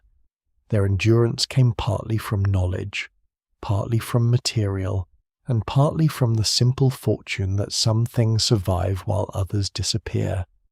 The sky the builders watched is still above Giza. The stars used to establish direction continue their slow movement, though the heavens themselves have shifted across the centuries. Below them, the pyramids remain fixed to the limestone plateau, no longer bright, no longer complete, but still holding the shape first imagined in chord, shadow, number, and belief. They do not reveal every method. They do not preserve every worker. They do not need to. Their final lesson is quieter than a secret. Human beings can begin with a low mound over the dead, carry one useful idea into the next generation, learn from structures that crack and plans that fail, and eventually create something that outlives the world that made it. The sun lowers beyond the western desert. Shadows climb the weathered faces. The stones lose their heat. The plateau becomes still, and the ancient mountains settle once more beneath the turning stars.